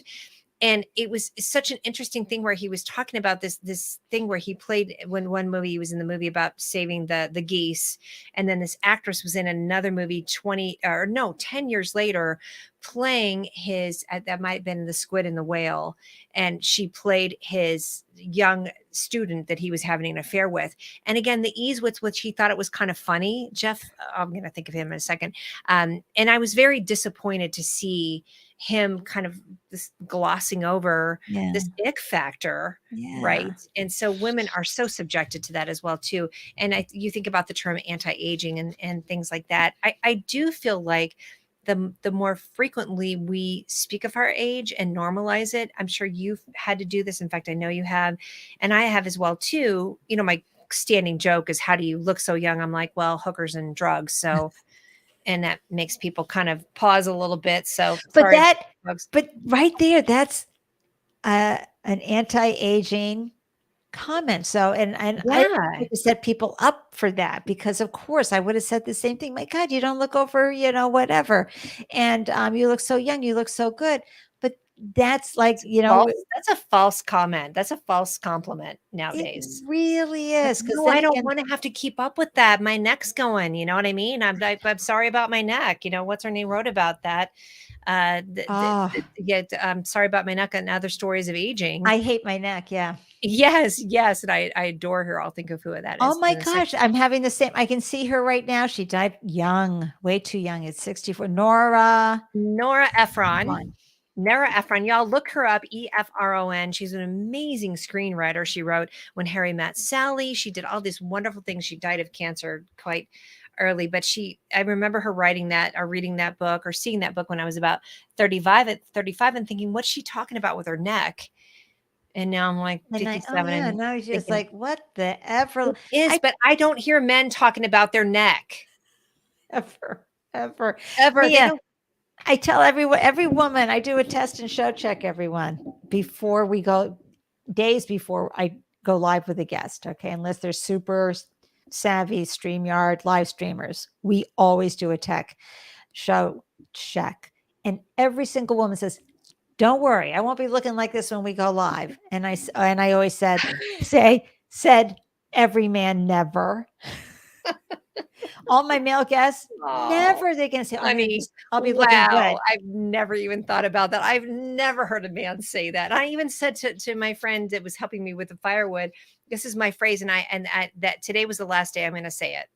Today, I always say, oh gosh, I need to go because I need to make this sow's ear into a silk purse. Because I think it's funny, right? But it's in honesty, I think it's that self-deprecation is a weapon. Or no fault is we have other problems. Yes, thank you. We do, but no fault. Understand how deeply ingrained that is into our society for us to think that is something we have to solve before we can solve the other problems. That's right. And look, I've been getting dolled up since I've got a picture of me at 3, right? Mm-hmm. Just ready to glow. But I've always been to do. I do love the process of getting prettier and prettified. And that is something that men don't get to do. They have to stay in that. The only way they can do it is put on clothes. There's a bunch of fun tricks. Mia, the pressure men are under, and especially Black men. We just saw Twitch commit suicide, gunshot, left his home, found a hotel room. And trigger warning, folks. Sorry. Yeah. Trigger warning. Thank you. Yeah. Thank you for saying that, Mia. Yeah. Trigger warning for sure. Yes. That was a tough one. And, and David Howe got onto IG stories or maybe TikTok live and said, someone else he knew that was the light of his life in November took his life. And he said, men are suffering from not being able to share their emotions and not being emotionally literate. And what happens when you get that depressed, if anybody has ever been down that tunnel, that you're feeling the world would be better off without me. Oh, because it hurts my heart to hear that. Yes.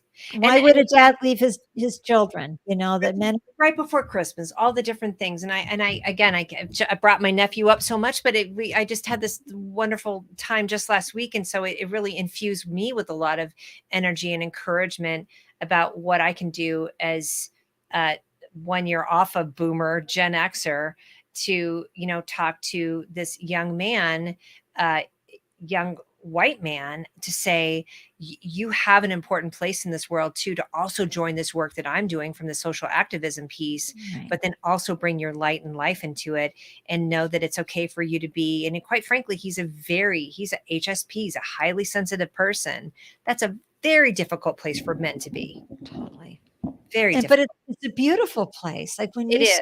see a Yes. man who is able to navigate the world from his Y chromosome deliciousness, but be tapped White into chromosome deliciousness. his heart and be able to navigate and manage that. Mm-hmm. Not easy, because the testosterone is for real, okay? And it can It really, is. and it has needs.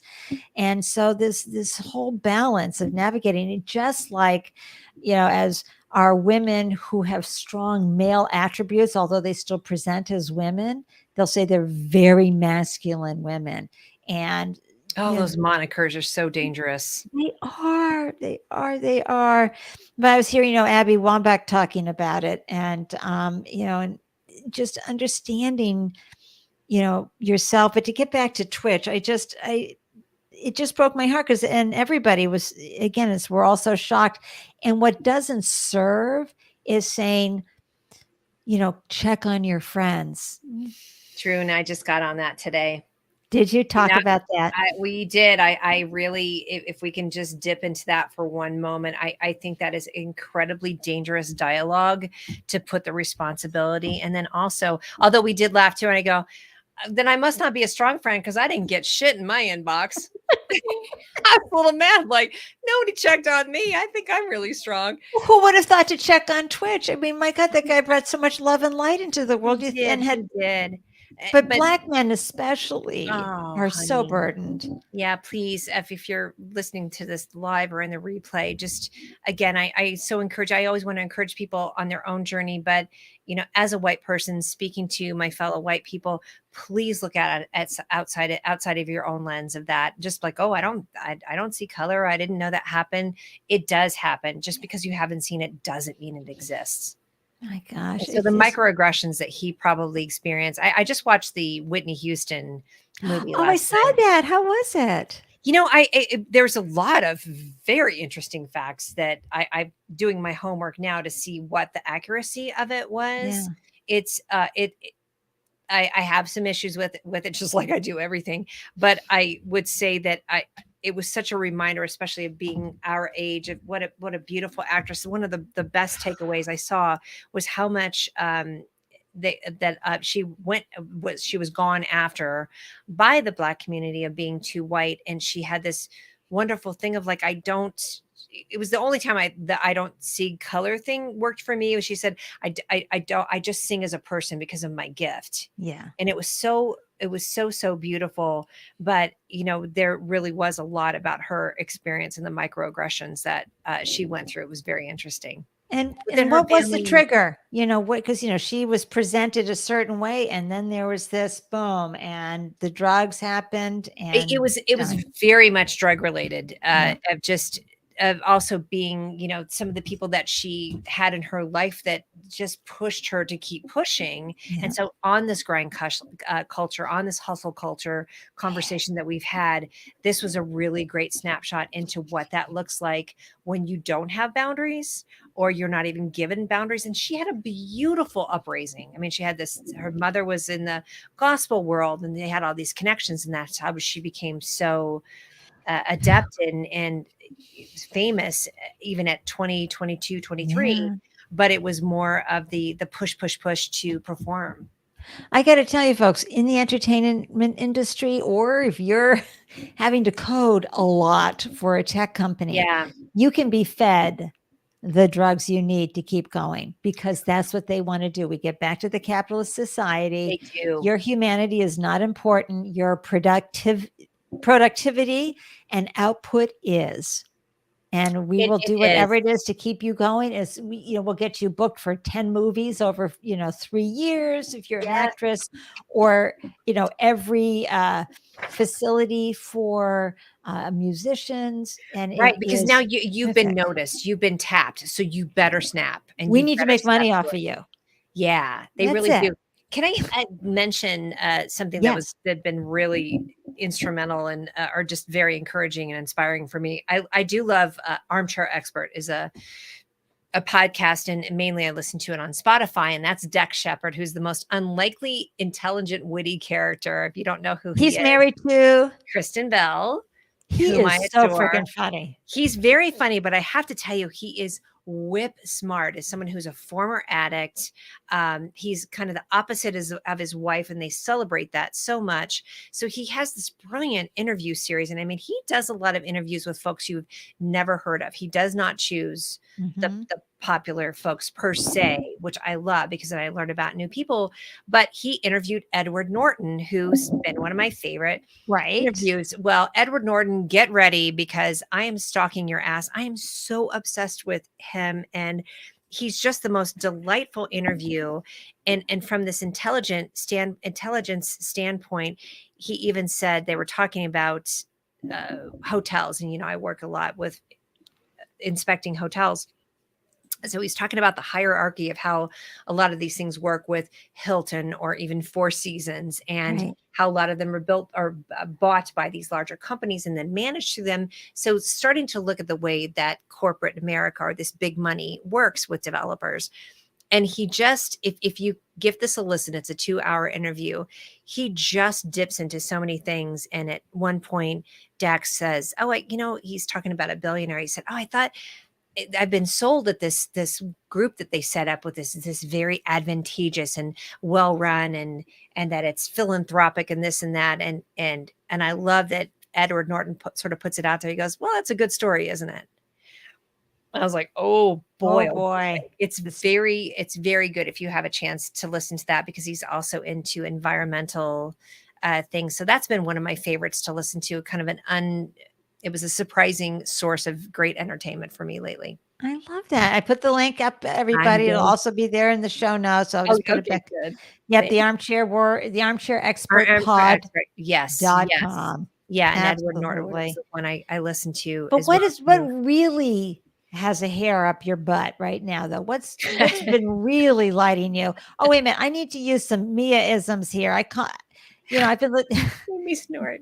I know Mia puts some things out. I'm just going to go ahead and just run a few by you because I Oh, just love them. There's low grade fascinated, yes. landed like a turd in a punch bowl. Oh, that's from my dad, Mel Voss. Thank you for that one. Mm-hmm. Help me to understand is a red flag. Oh, did you want me to tell you? Yeah.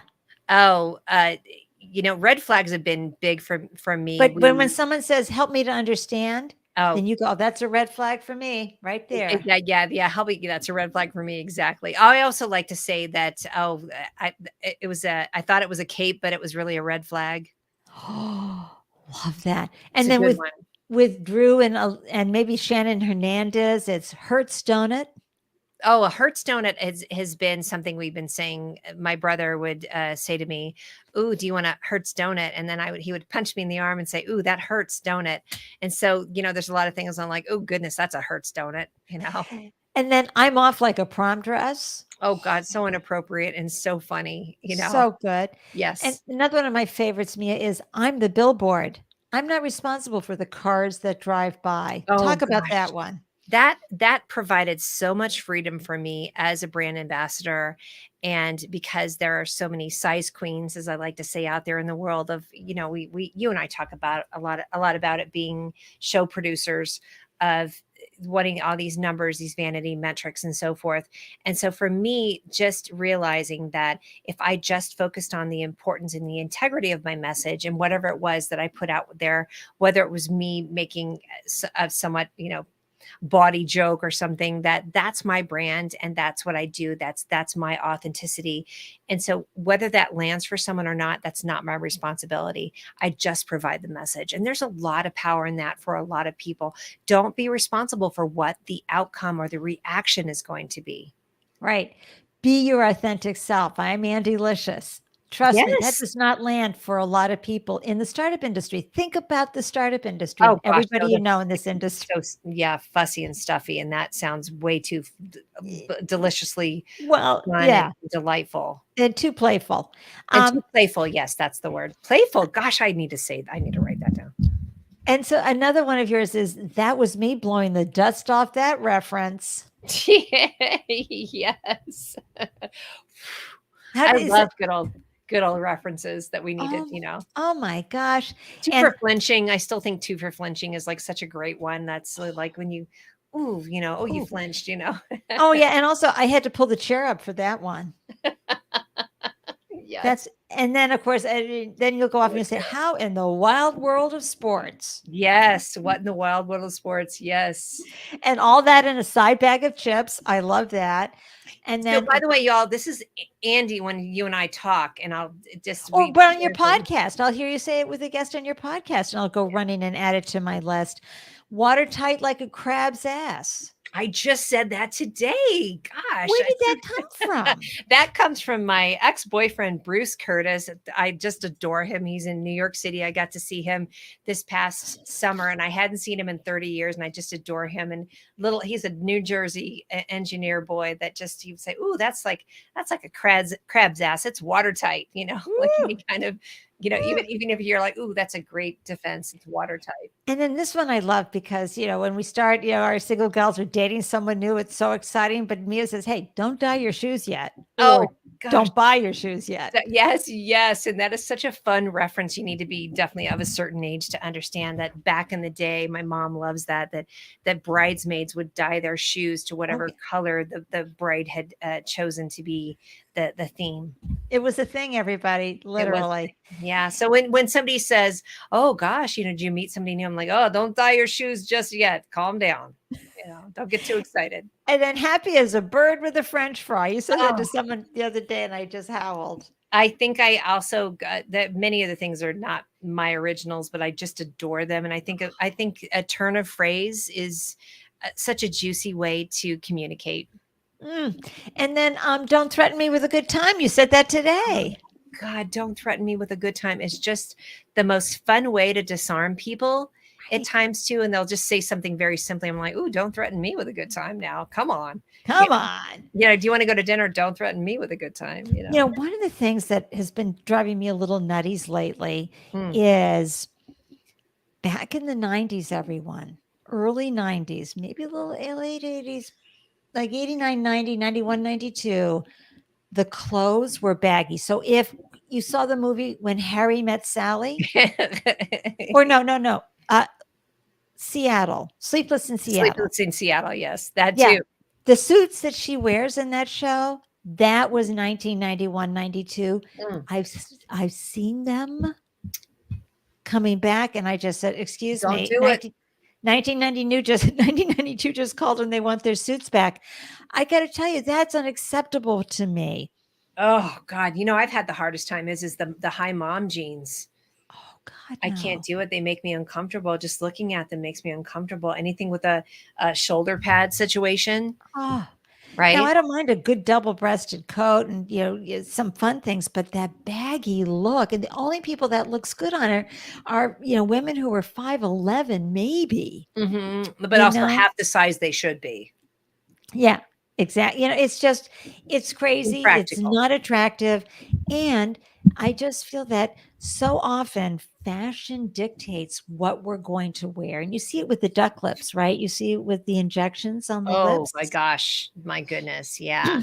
And I think that's where what you do with your message of who you focus on in your show, which I just have to toot your horn because I learned so much. There's so many different people. I'm so fascinated by that. I think that message too is like choosing your own fashion. And finding the things that just work for you and sticking with them, finding these foundation pieces, quite frankly, in fashion. That's right. That with the environment and so forth, like don't follow these fads. Yeah. Check out The Good Robe, folks. We have a wonderful woman here. Jen, I can't remember Jennifer's last name. Oh my gosh. The Good Robe. She just launched it. It's the staple pieces, right? Those that you wear, that you can doll up, accessorize, whatever, but it's the pantsuit, it's the dress, it's the jacket, it's just in the shirt, just something simple. She's been in fashion for 20 years and she just launched her own website.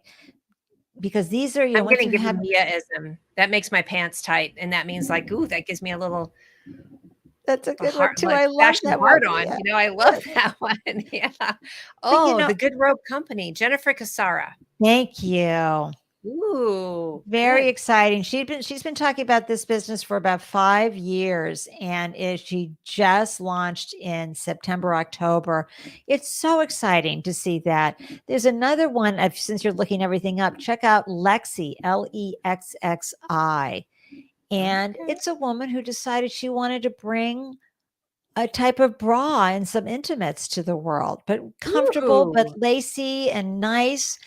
And, and she's shared her Non-toxic journey. certified fabrics. What? Yes.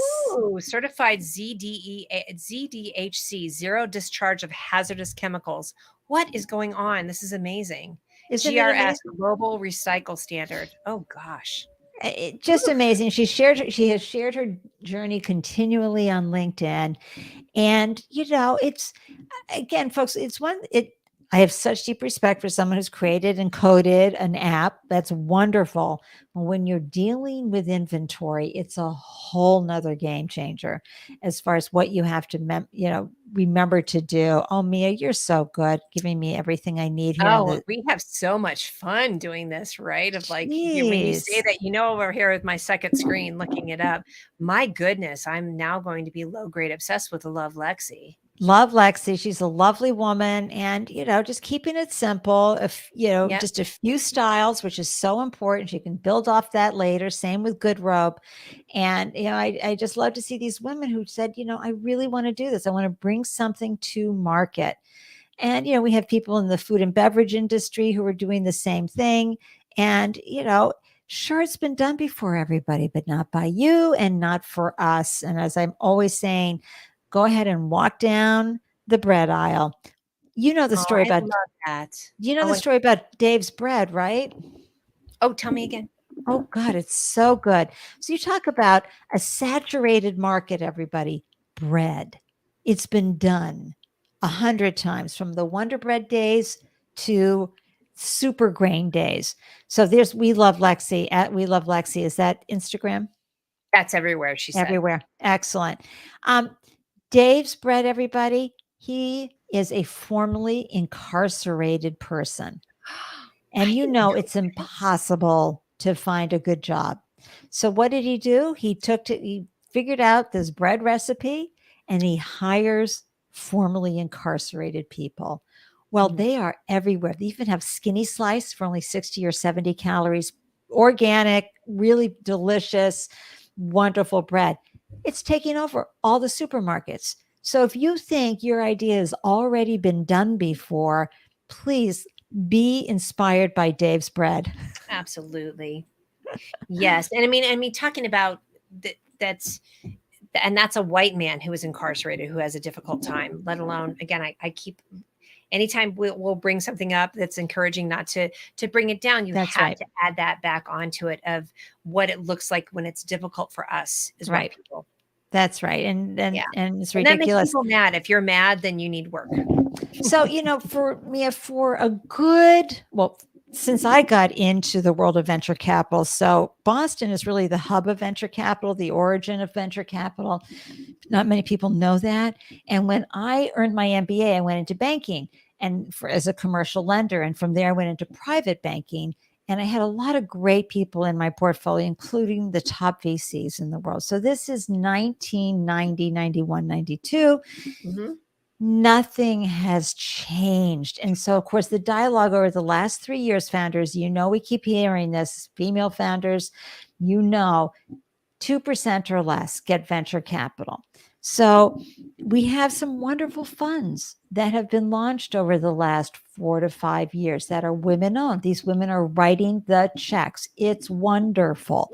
However, it's the $25,000 check, 50,000, 100,000, some are even 250. Wonderful. It's not going to make a difference. And I love these VC funds and women and people of color. Representation has to happen to change these numbers. It's the institutional money, the hedge fund money, That's where real inroads are going to be made, where the people who are taking the big chunks and investing them in these funds. You hear so-and-so company raised a $400 million fund, it's their 28th fund, whatever. They're going to these hedge funds and they're getting millions from them. And again, with all due respect to the $5 million or $10 million VC fund, as the wonderful Lolita Tobb said when I said to her, "Are you a cashed out entrepreneur? Like, why did you do VC and not angel?" She goes, I don't have the money, but she wanted to fund. So she had to create a VC fund, which is wonderful. But to really make as great as these stories are, just to interject for 1 second, yes, they make a great story, but I'd rather have it normalized. Yes. And you're going to normalize it when the woman is able to write a $50 million check. Yes. That's when the numbers are going to change. Or the person of color is writing a $75 million check into a company. Yes. Because these folks who are raising a $12 million round, they're getting it from traditional white male check writing funds because they are able to bring the institutional funds in and get the big money and then get it out and deployed. So, it's frustrating, but at the same time, it's frustrating for me to just continue year after year, just to see this dialogue again and again.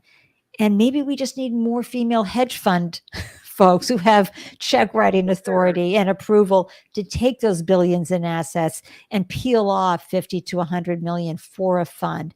Because when you get into the $100 million fund, now you're going to make some real headway and we're going to see the numbers change. So it's frustrating out there, Mia.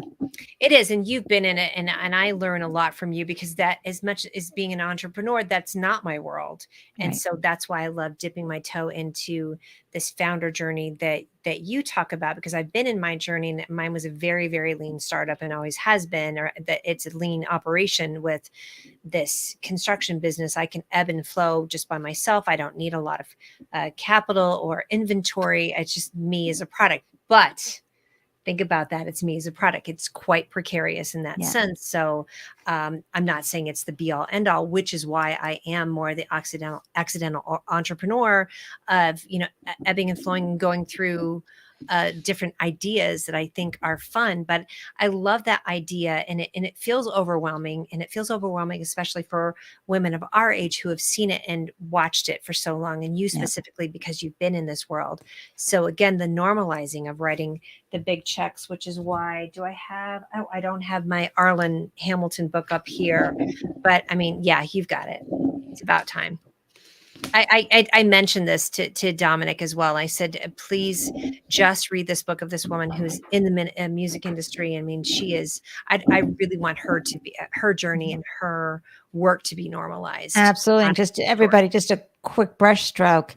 She was homeless when she raised her first fund. Yeah. She was, sleeping at the airport and getting her Wi-Fi from the coffee shop. Yeah. She'd had some lived experience growing up being homeless, so she knew how to navigate that world. But boy, she wasn't taking no for an answer. But, we were talking about the armchair expert, right? You and I are podcast hosts and I'm a live stream host. Mm-hmm. It's so interesting how getting guests on the show, so many folks want to play let's get the luminary, let's get the Brad Feld from Techstars, let's get this famous VC person, let's get Gary and tell the same story over and over and over again. Now, I will say you and I have unique styles in interviewing, so it's not going to be the same type of interview. However, that's the beauty of what you do. Yeah, and you do too. We are willing to give voice and representation to people who are doing remarkable work in the world that nobody knows. Yes. Agreed. And that representation is so important. Does it get you the vanity views? No. Does it get the increase in whatever? No. But it goes back to how are you, letting your little light shine in the world, so to speak, and how can you amplify someone else's light in the world that doesn't normally get amplified, that doesn't have a spotlight put on them, Or in many cases for me on the show, I'll have people on who it's their first time, having a business. It's their Totally. first time in the trenches. It's their first time telling their story. And is seriously, it can be easy to get those luminaries on if you have the courage to go ask and find the right PR people to Sure. get them. Which is fun. I mean, I saw a Phil Gerbish check. I don't know if you know him through. Yes. He interviewed, and I have his book right here because I want to promote this book. He interviewed Frederick Joseph, who I absolutely adore. I saw Hold him. that up to the camera and let me put you up. Yeah. This is a Frederick Joseph wrote this book with his wife called Better Than We Found It: Conversations to Help Save the World. This is on my 2023 list too. So I just saw that on Twitter, I think, or maybe IG. I can't remember. He's doing a lot. He's really, really, really doing a lot. So, but I love that Phil was able to go, bring him on and interview him. And I was just so like, oh my gosh, good for you, Phil, for Frederick Joseph to take an opportunity to have a white man feature him too. Right. But he also knows that Phil has the heart of the ally. So yes. And let's talk a little bit about ally and accomplice, because, what is allyship and then what is accomplice? Yes, it's such an interesting thing. And for a lot of us that really concertedly began the work in 2019, and then 2020 really pushed it up with everybody becoming aware of BLM. Yeah. That's, that the accomplice work there's the ally work, and that's more of a quiet type of thing of sharing. And I ebb and flow in that too. I'll let you know, like I am very honest about my imperfection of my journey in the ally world. Right now I'm considering myself an ally, but I do go back and forth with being an accomplice, of being more interactive. And that's really more about taking chances of what you put out there, and then where you are going to advocate for people. I think the biggest thing that people can do right now to become both an ally and an accomplice is where you put your money. So if you are willing to do the homework and find Black content creators and just Black businesses that you really want to concertedly put your money in, that's an excellent way to start in being both an accomplice and an ally. And again, an accomplice would be somebody that's just, I think it's more about what you risk. That's right. It's the person you can call at 2 a.m. and say, I need you over here. And we're going to go and do this and pack up. And I need you to stand in the way of trolls online, or, just come over here and say, no, that's not the way it is. And it's not easy work. No, it isn't, because I think that's why I love about the Nat Ministry gal. And she even says that this is specifically for organizers and social justice advocates, that resting is a part of the strategic plan. It absolutely. Oh, I love how you're bringing it right back to where we started, which is this, folks. You got me. You're the one that brought her up as a topic. So thank you. I blame you for all this goodness. But this is what's so important, folks. This grind and this hustle, all that does is wear you down and leaves you without friends and family and loved ones. It's grit that gets you up every day. It's your grit that you tap into when you need that courage and tenacity and resilience.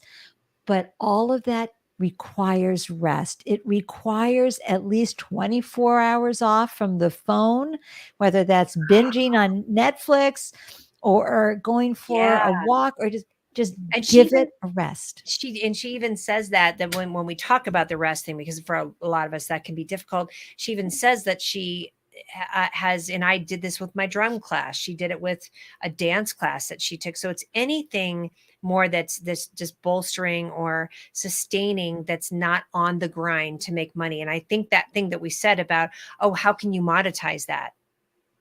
And that could mean even honestly not doing a social media post to keep up with people. Oh my gosh, yeah, to show that you're resting. Right. I see another picture of people's feet by the poolside of put the phone down, right? You just put the phone down. We don't have to document everything. Totally. And I have to, the other thing I want to promote that I'm going to be diving into, because this gal is local, is this one is very juicy and very controversial. And right now my nails. Everything you already know about your own racism and how to do better. White Women is the title, by Regina Jackson and Syra Ray. Sarah Rao is here in Denver, and they actually have really gotten attacked quite a bit on social media.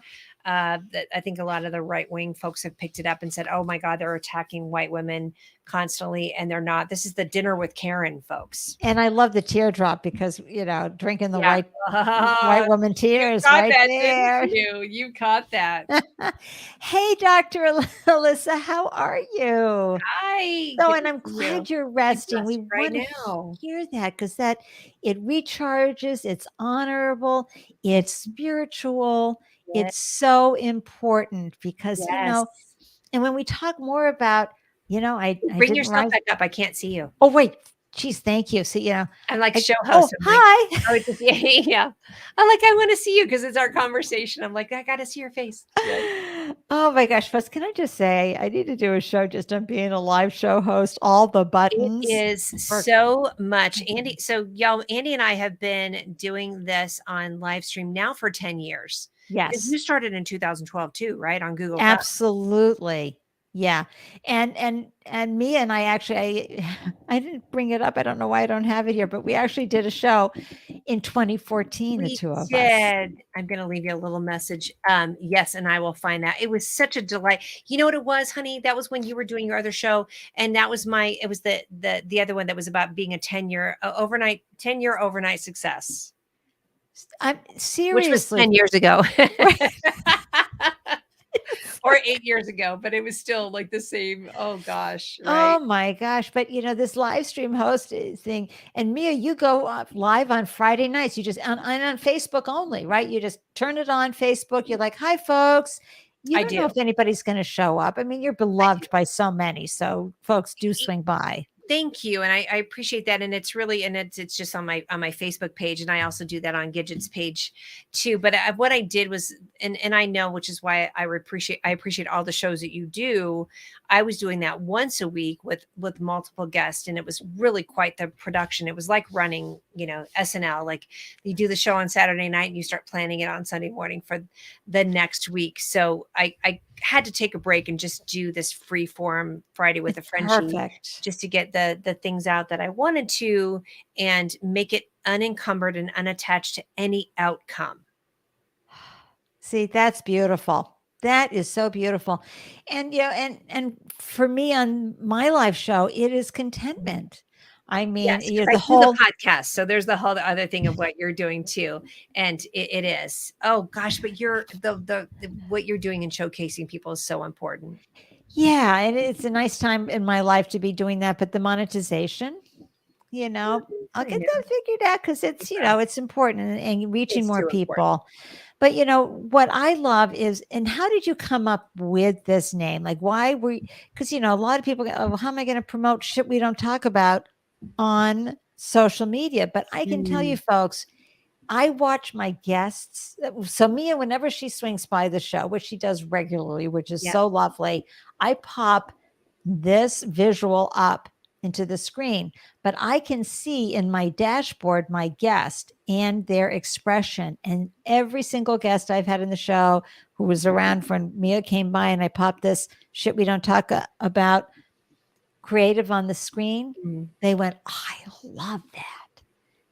I think that name resonates for so many people. Everybody's been through at some point, no matter who you are and where you come from, a feeling of something in their life they can't talk about. Yeah. And I think having that, and this has been such a theme in the show tonight as well, of these things that are unspoken, that need more airtime, that need to be normalized. Everything from, our wonderful male advocates that also feel isolated because they can't show their emotional side. And so my journey started with going through menopause, because when I first started getting perimenopausal symptoms, it's so anathema. It's so taboo. And so like just not normalized at all. And the shame and the Oh, disinformation. And it's so interesting. Even today, I was at my little osteo strong with my osteopenia, speaking of aging, put that out there.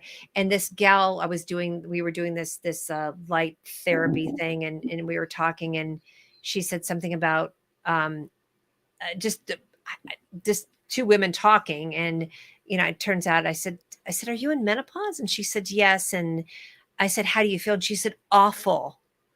And I said, "Oh, honey, let me talk to you about my bioidentical hormone replacement therapy." And I shared with her yeah, that information. Now, that may not be a fit for her. It's been an incredible game changer for me. But again, it's because it is shit we don't talk about. that's right. And even medical gaslighting, and us not being able to ask questions or even to show up prepared. Because once you get your pants and your bra off and your who out and boobs out, you can't even think straight to advocate for yourself.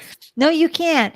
And you don't have anybody there in the room to advocate for you. No, you do not. And I even said to my mom, and then it happened to me, I said, "Mommy, bring a list when you get into that room, even if it's not a gynecological, you get in there and you feel so vulnerable." So I really encourage people And to arm themselves. and you saw the story about Jake Tapper's daughter. I mean, he's a guy who's got a lot of influence, okay? Oh, I don't She's know the story. She has 13, 14, 15, 16, somewhere in the teens, appendicitis. I mean, she's like in so much pain, and they won't do a scan to see if it is. They're like, "Oh, no, no." And this is what happens to women all the time, especially if you have endometriosis. You're not in enough pain. That's not enough. You'd be Okay, and I'm going to really, bring it back to that's white women too. yes, If you are a black and brown woman, you are even 10 times less likely to be acknowledged about your absolutely. pain level. Absolutely. It's a proven fact. And there's the gaslighting, and there's the lack of trust and why it happens. So, bada bing, Yes. bada boom. Yeah. Mia, what does 2023 look like for you? Ooh. What's coming up? Buns out, guns out. Just kidding. I just was trying to think of something really fun to say.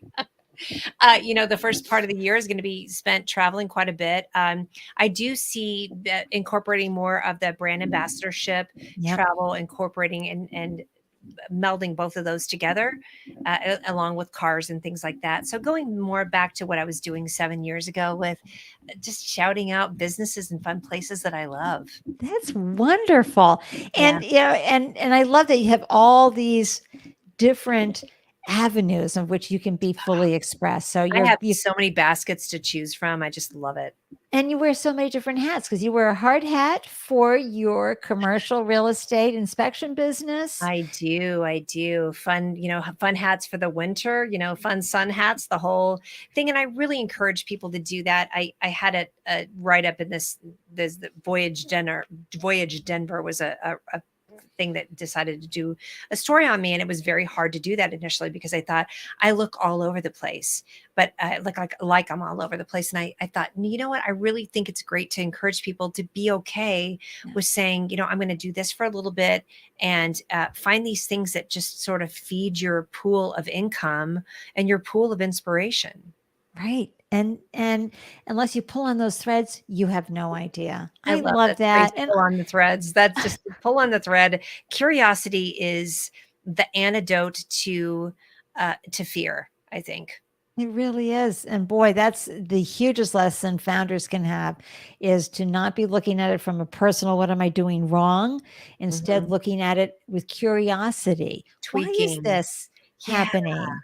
And don't be afraid to change gears and look like you can't focus on one thing. I think women really suffer from that a lot, of being demonized, of choose a lane and stick with it. Yet, ironically, we are tasked with handling 15 million things. And everything has a season. So what might be lighting you up now may be boring to you in 5 years, and something else will light you up. It is I love the freedom of okay. that. I love the freedom of that. Thank you for saying that again.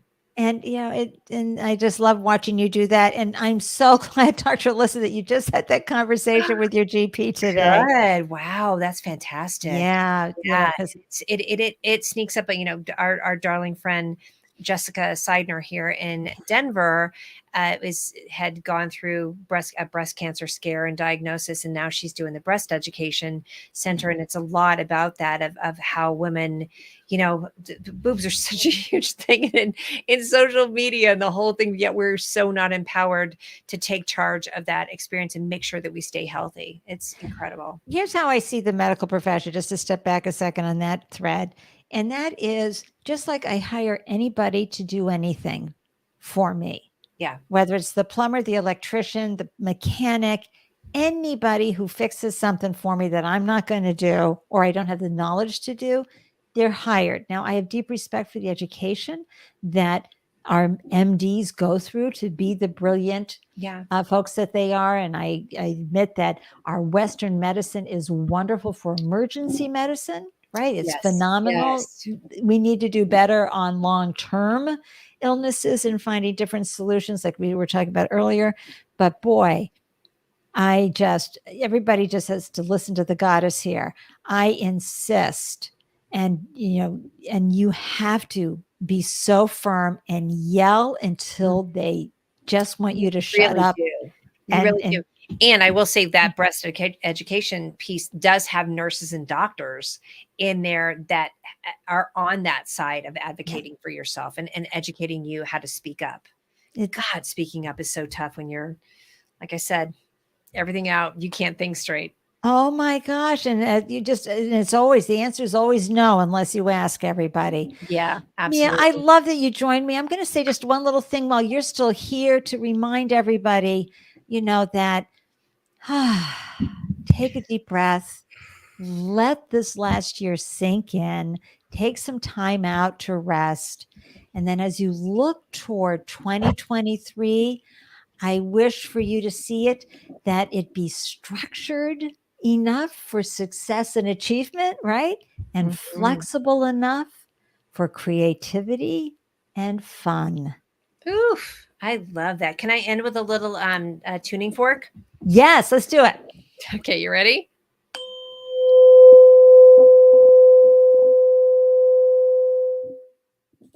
Ooh, and there you go. Thank you, Mia, for helping us all celebrate the end of the year and the new beginnings coming our way. I love every minute with you, and I appreciate the time you carved out. This is a long, long ass session. I was ready. We do it every year. And it's just how it rolls, everybody. So thank you, Mia. I'm going to sign off.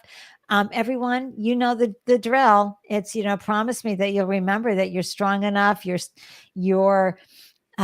capable enough, and you're wicked smart enough to do what you're doing. Until January 6th, everybody, will be the next show. Mia, I love you. Thank you so much for joining me. Thank you. Bye, everyone. Bye.